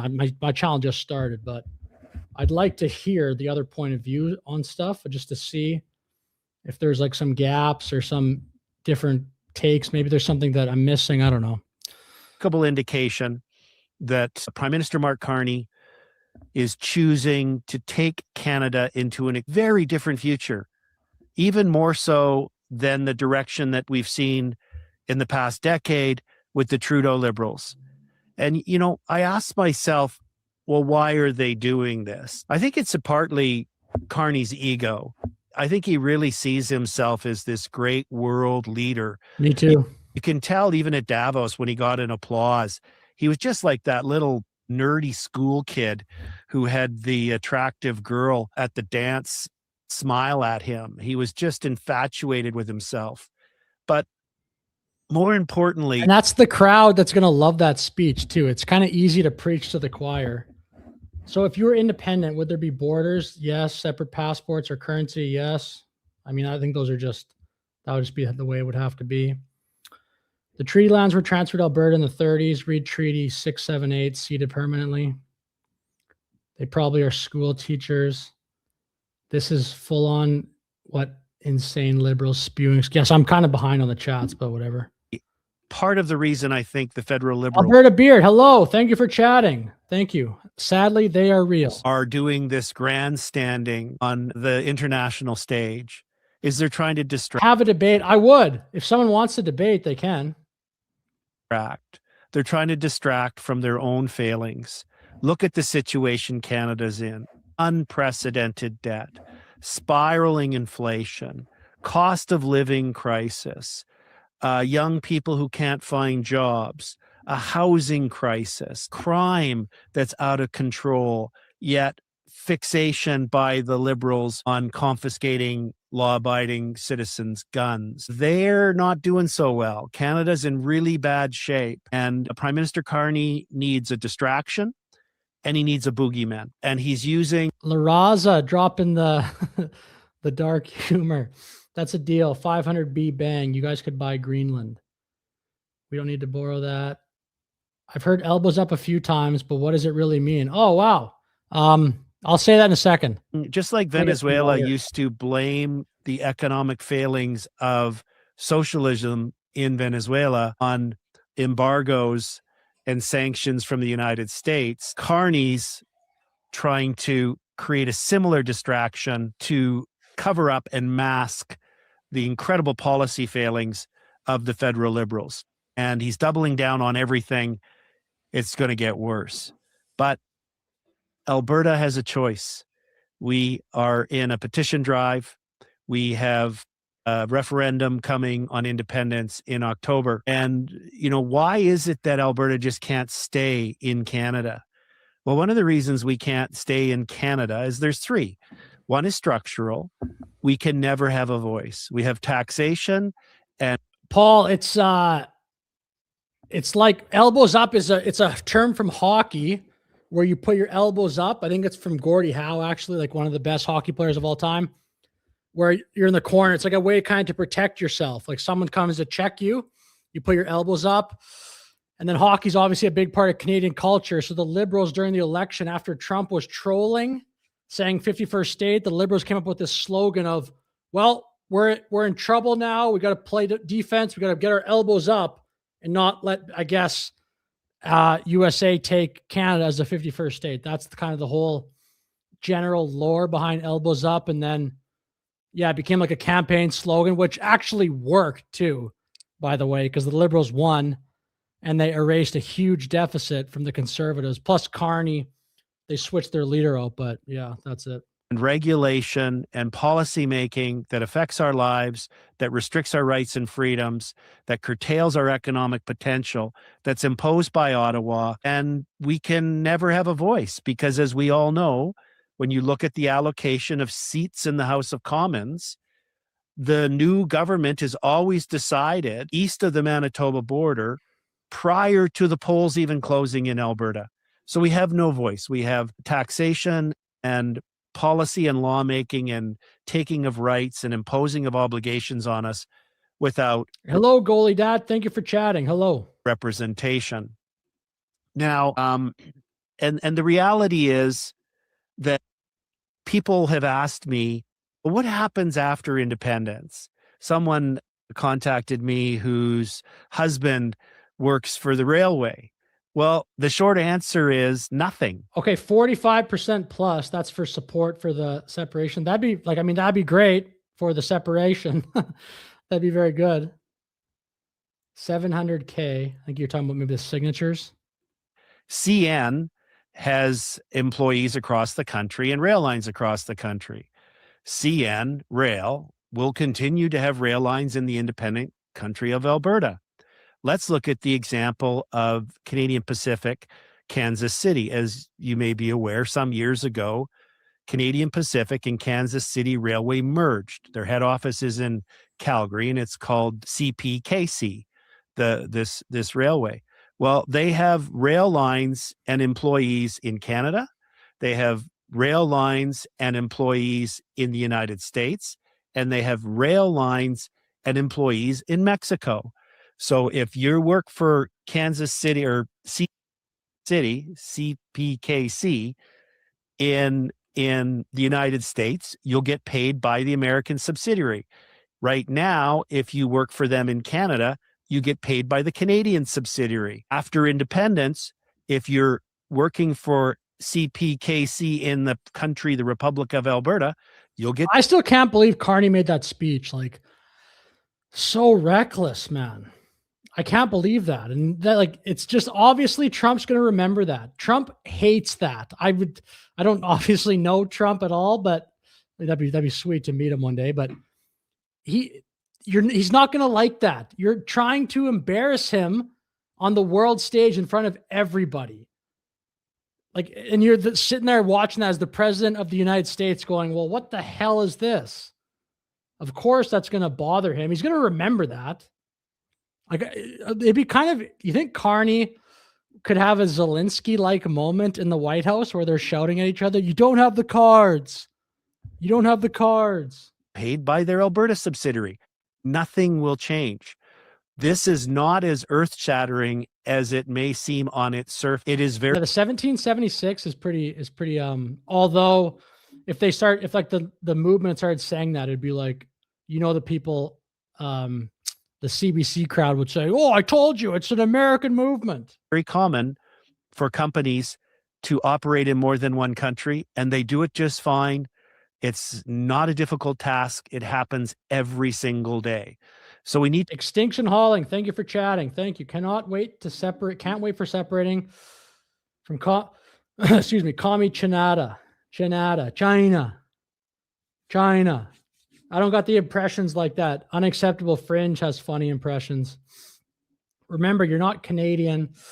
You never were. You are and have always been Albertan first and only. Wild Rose, thank you for chatting, Wild Rose. to remember that everything we're going to need to do in Alberta when we're independent The few things we're going to have to do different, such as taking over responsibility for passport offices.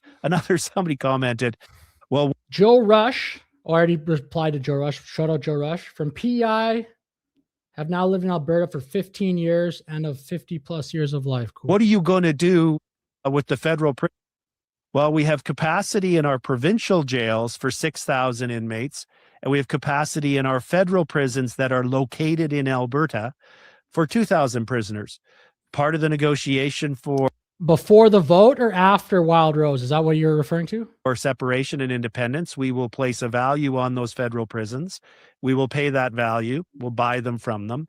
And any prisoners are in there that are from Alberta and need to stay here because they're Albertan prisoners and the prison guards would just get paid by the new Alberta government. This is a very straightforward process when you actually peel it back. I'd also say, I don't know, like the streaming software I'm using, some of these chats, if I don't click your chat, like I don't know if I'll click all of them, but some of them might also just by the system get filtered because there's a thing called top chat and then live chat. And I don't exactly know just on this thing I'm using, the StreamYard, what I'm seeing. I'm assuming top chat. So certain sort of edgy chats sometimes get blocked. I don't exactly know how that works though. And look at what needs to be done. Now, but why is independence, the only path forward? The reality is the events that seemingly are happening on a weekly basis now are reminders that Albertans see the world through a different lens. We don't want a closer alliance with a communist country that has slave labor, oppresses its people, censorship, total control, absence of freedom, social credit scores, and so on. We want a country that's free for our children, for our grandchildren, and can prosper, and so they can achieve their potential. And that can be done through an alignment with the United States and other countries in the world. Hello, Mr. Hyde. Thank you for chatting. Canada went elbows up because their leadership went middle finger to the orange man bad. TDS is real and self-destructive. Totally. TDS is very real. And it's sad. And Canada has its fair share of TDS. There's no question. Like TDS is a global phenomenon at this point. World. The direction that the federal Liberals are taking this country is really shocking. And through independence, we can choose our own path, a proper path that will allow us to maximize our resources, free ourselves from these incredibly ridiculous. Yeah, Mr. Hyde, I'd say that's a good analogy, I think. Ridiculous laws that waste money, carbon taxes, net zero, all of this nonsense. We can move past it. Now we're very early on in the petition signature collection process, but we've all seen the incredible lineups. I've spoken with a number of people who have been in those lineups. And I have a close friend, a family friend that I've known all my life. And I talked to him the other day and he said to me, you know what, Keith, I never stand in a line for anything. But then he went on to tell me how he stood in a line for almost 3 hours. And it was one of the most moving, he said, rewarding, intense, awesome experiences of his life. He said the resolve of everybody in that line. There was handicapped people. There was people with walkers, elderly, all demographics. The camaraderie, the friendships that he made in that line, the energy and the excitement. That's an indicator we're gonna do this. We're going to achieve it. What you need to do is make sure. What's the question? I forget. You get your friends out to sign. There's more and more canvassers being approved by Elections Alberta. Remember, official canvassers are the only ones that can witness your signature on an officially approved form. More and more. This question, Wild Rose, what happens after separation and the RCMP are still here? Are they too considered a legitimate? I know there are people at these events that go into detail on that. The policing one, I don't know. I'm not claiming to be like this. I'm covering this. I don't have all the answers to question like that. I don't even know like where what I would bet. I bet there would just be a new independent Albertan police force established, I would guess. Signing locations are emerging. More and more candidates are going to continue to be approved as weeks and weeks involve. And we're having permanent signing locations now. And Hey, Dale, how are you? Thanks for chatting. Good question. I wonder what that would happen as well. I might ask ChatGPT that just for fun to see what it says. I'll ask various that right towns now. and cities. That's going to increase. Make sure you encourage your friends, have the hard discussions about why independence is the proper path forward, and the direction that the Carney Liberals are taking this country means no future for your kids, no future for your grandkids. But boy, do we have the potential for something amazing through an independent Alberta. Very cool.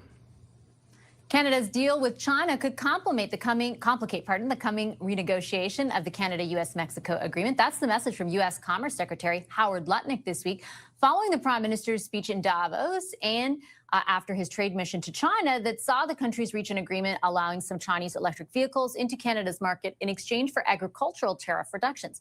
How serious is this latest threat to North American trade talks? Let's bring back our front bench, Christy Clark, Marco Mendicino, James Moore, and Tony Clement. James, I'll start with you. What do you make of the U.S. reaction? It's been a bit mixed. Jamie. Okay, just for the people that just showed up, we covered this at the beginning of the stream, but there really wasn't that many people in here. So shout out to this guy. This is the Count talking to Albertans. This video's kind of blowing up. Like that's not really blowing up, but it probably will hit pretty high. But I'm gonna go just to some of the fun moments because he has some very interesting interactions. I'll go to basically like the heated ones. I think there's two that I can remember that are actually comical and worth watching again. Okay, we'll start here. This guy he talks to is totally unhinged. You're not a what?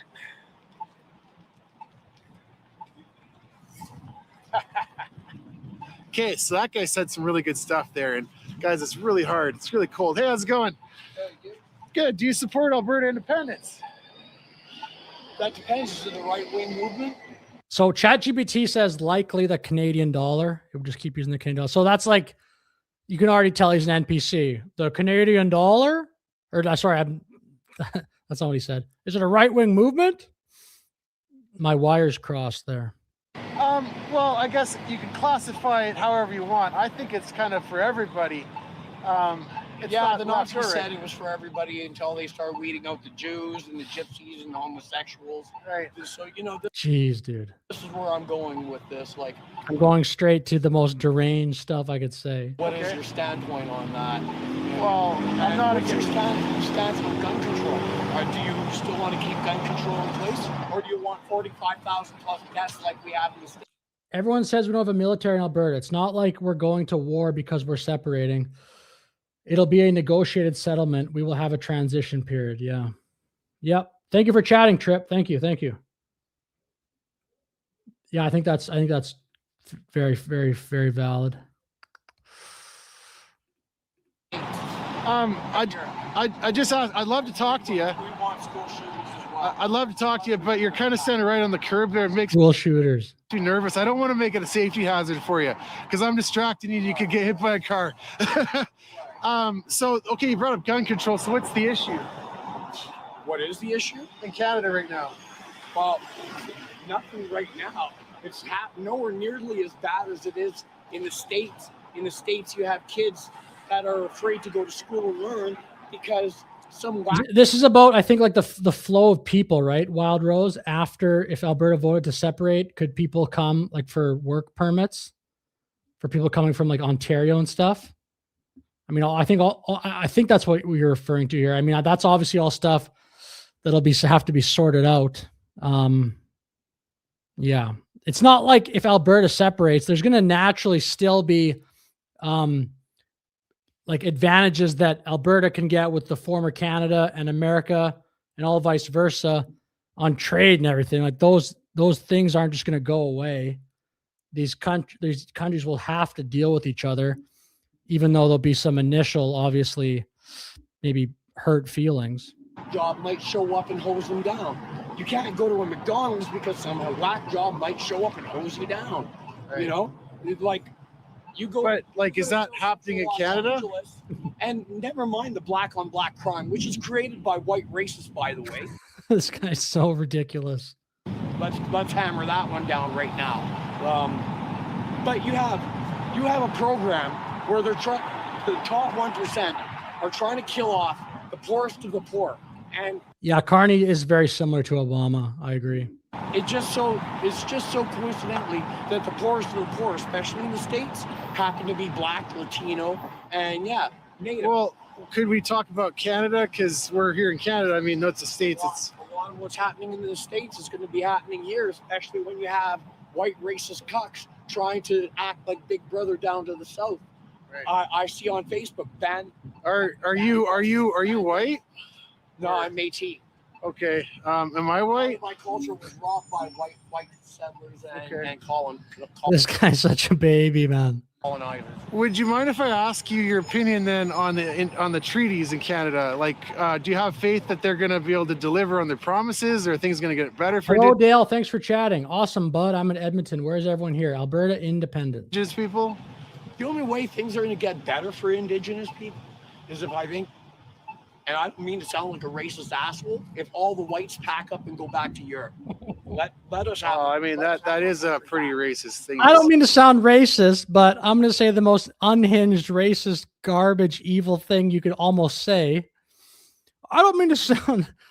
Again, that is incredible. I'm definitely going to turn that into a short video because what the frick, man. To sound like a racist asshole, if all the whites pack up and go back to Europe.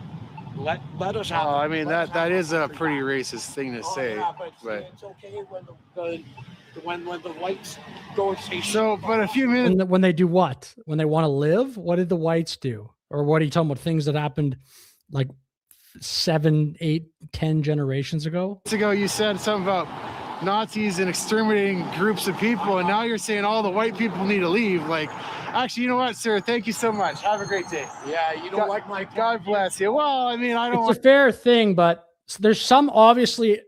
Anytime in life that something like this happens, there's not like always a clear precedent, but so there's always going to be some level of ambiguity. I think if someone was to just, but again, I'm not the guy to. Like, I know I've seen at these events, there are people answering those questions because that is a natural question for people to have. Like, what the heck happens? What happens to pension? What happens to security? All those questions I think are legit.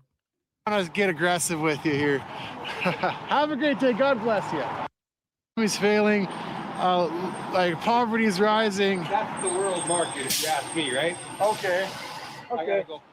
Then we'll go to this because there's another funny interaction here. Be allowed to leave. Maybe I don't know really. I can't say. I think if some people want to leave, they can leave it. But why just part of the? I don't know. I can say really nothing about. Hey, Christian Love, thank you for chatting. Thank you so much. Not, yeah, no problem. Thanks so much. I appreciate that. Hey, what's your opinion on Alberta independence? No comment. We live on stolen land, so we can't take it from anybody. We live on stolen land. Live on stolen land. I'm so sick of that. I deliver beer on white. It's nothing but a U of A lefty freak zone of TDS. Okay, interesting. White, this does seem like a liberal area. Yeah, we fucking live on stolen land. We stole this I didn't land. steal nothing. Yeah. If you stole it, you should give it back. Your ancestors did, bro. Fearmonger. Is that? I don't know who you're talking about there. Oh, Mr. White Boy. Your ancestors Mr. White Boy. What a piece of shit that woman is. did too. Well, actually, my ancestors immigrated here. They did steal. Thank you, Dale. Thank you. So did my ancestors. They just showed up. At what point, though, is it? Film me. You do not have a reasonable expectation of privacy in public. So that's an interesting argument. Stolen land? Okay, well, you just don't have an argument.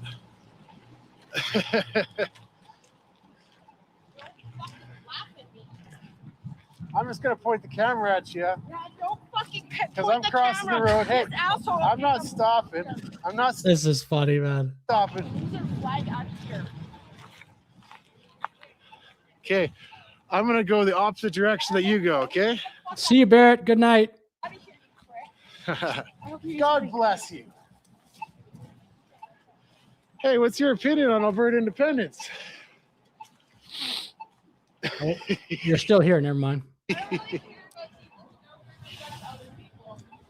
Hey, I want to give you a. Okay, I'm caught up on chats. Let's go. If anyone has a video rec, you can let me know in the chat. But yeah. Voice, so if you come back and talk, I'll let you say whatever you want to the camera. All right, guys, so that's how much I do want to walk this way, but I'll give that lady a bit of space there. Apparently we live on stolen land. I mean, look, every part of the world was owned by other people at one point in time, and I get it. If you just show up and kick people off, then you can say, yeah, stolen land. Like, if a bunch of people from another place just showed up and did that, okay? But a couple hundred years later, it's like things have to kind of move on. And so it's just such a hypocritical thing to say. How's it going? It's such a hypocritical thing to say. And you know that when you're losing the argument, when you immediately start getting aggressive like that, and it's like your brain just kind of. Okay, this guy just posted. PJ, he was at one of these events in or outside of Edmonton. I think his basic point is, yeah, this will officially cause the breakup of Canada. That's the title of the video. I don't know what he's going to say, but we'll just take a look at this here. And then, if you want to call in, if you want to call into the show and give a take, feel free. The link is right there.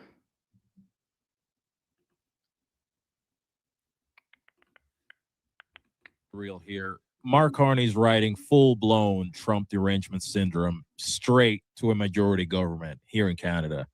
And I mean, most of this country is obsessed with hating Donald Trump anyways, and Carney is just cashing in politically. Meanwhile, the Canadian economy continues to fall apart with the highest food inflation in all of the G7. Housing is still unaffordable. Homelessness is exploding, and the Canadian dollar is still around 70 cents to the US dollar. All because there's still no real deal with our biggest trading partner, the United States.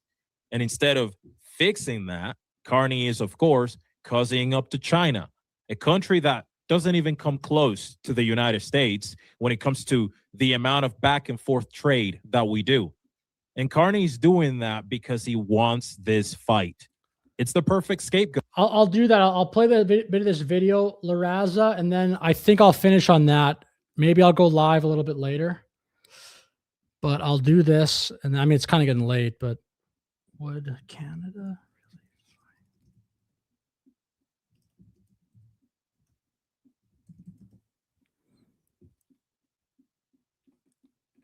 Yeah, okay, this is good. I'll finish on this video here.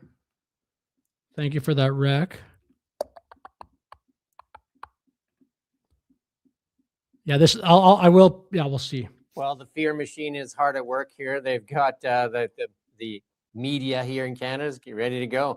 And it says the Canadian Armed Forces have worked out a model of hypothetical invasion of Canada by the United States, according to reports. The first time such a framework has been created in a century. The outcome, Canada would be overcome in as little as 2 days and would afterwards. Do you think Ottawa wants Alberta out? That's an interesting theory. I just don't think there's any advantage. I think Ottawa prefers the status quo of Alberta's there, but we don't really respect them very much.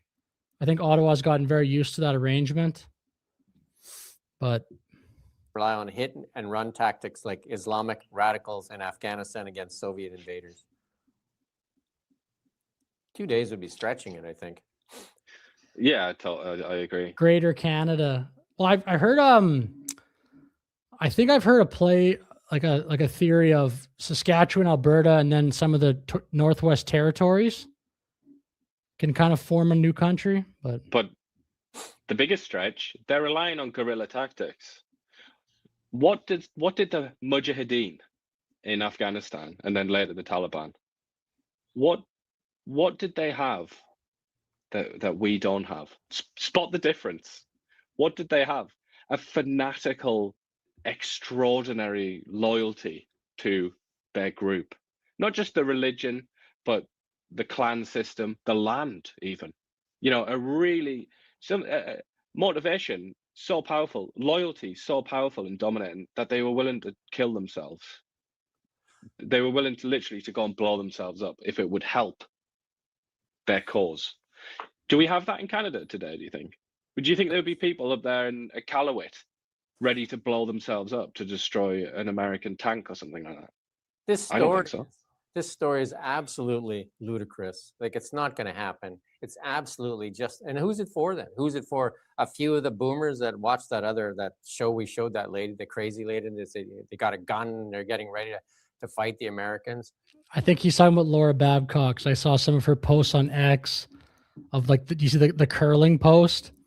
I don't even want to pull it up because it's, I was going to include it in a different video, but it's like kind of a direct call to start fighting. Maybe not direct, but it's, the curling club is like, oh yeah, we're retired, but we're seniors, but we're ready to go fight for our country.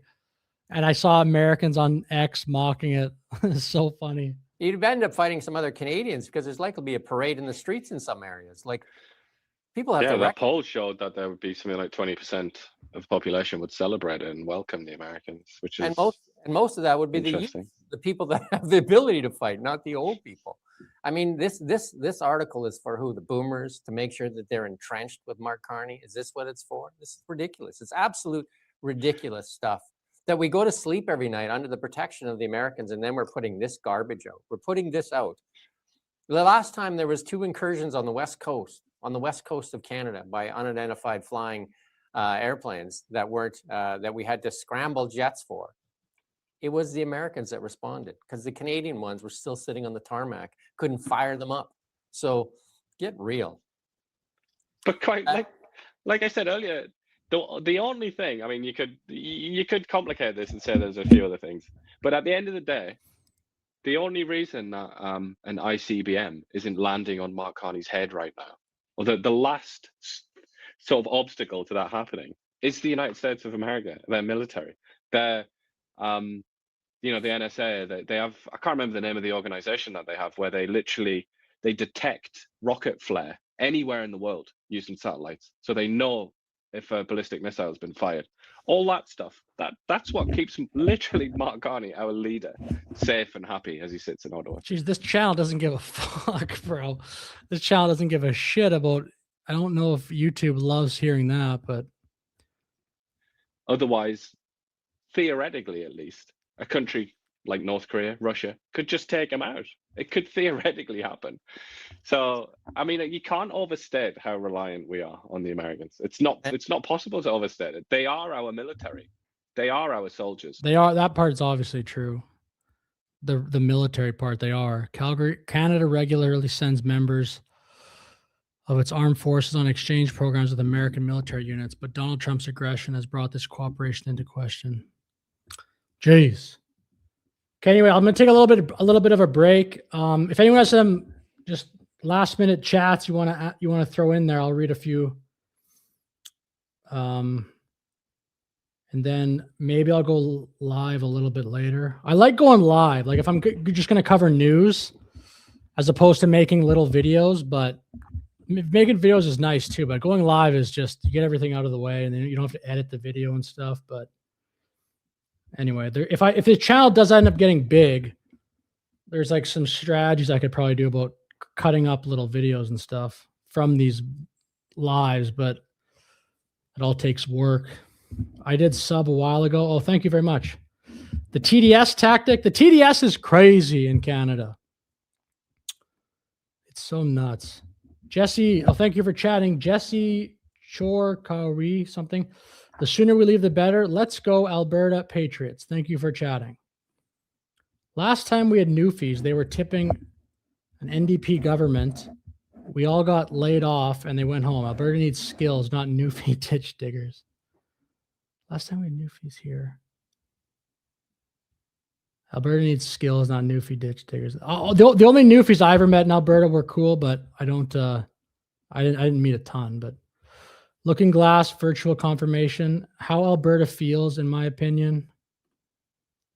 I am Alberta. Let's blanking go.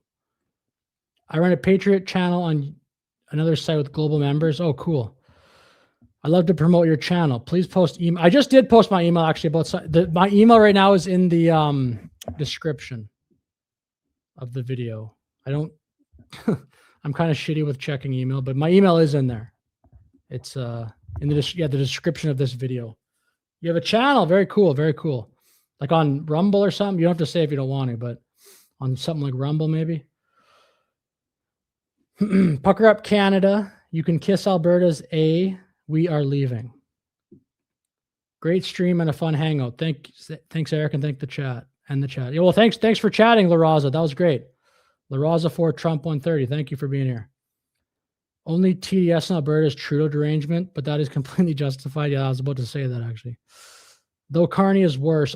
Carney, I didn't think Carney was ever better, but he's definitely not as stupid as Trudeau, and he doesn't word salad. But that speech he gave.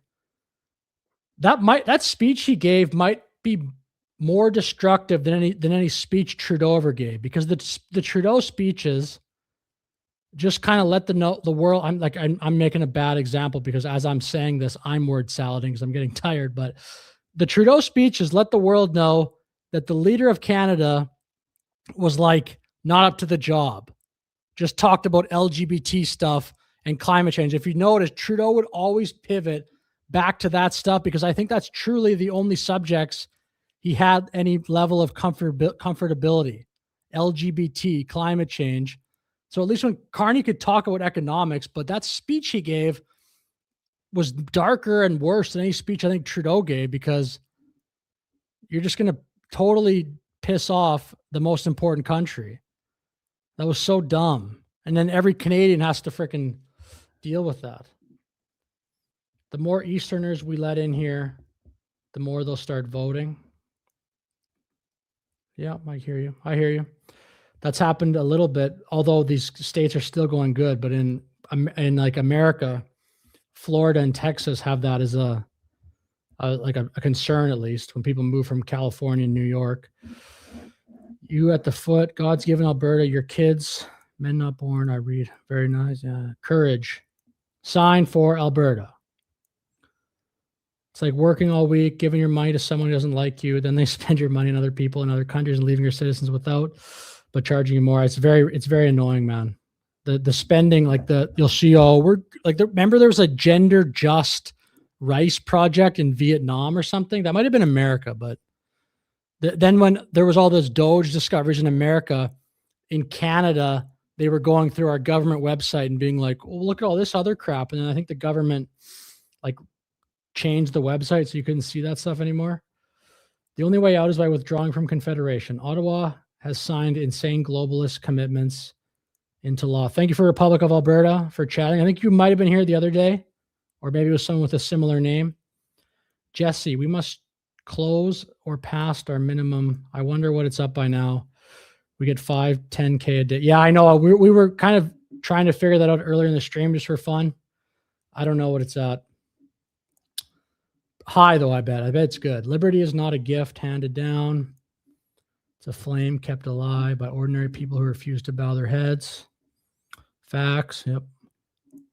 Trudy Carney. Carney was always holding a leash. Same crap. Yeah, true. Totally. My great-grandfather still with Louis Riel. Brain for can't remember how to spell. Brain. I think you said Louis. I think that's how you spell Louis Riel. That's cool, though. Wow. The Battle of Batoche. I don't know if that's where it was, but today let's choose courage over comfort, unity over division, and faith in one another over doubt. If we stand together, speak clearly, and act with steady hearts, freedom will not fade, it will rise. Very cool. Fog, F-O-G. That's neat. Time flies so fast. Okay, cool. Thank you, everyone. Have a great night. See you in the next stream, and please like and subscribe.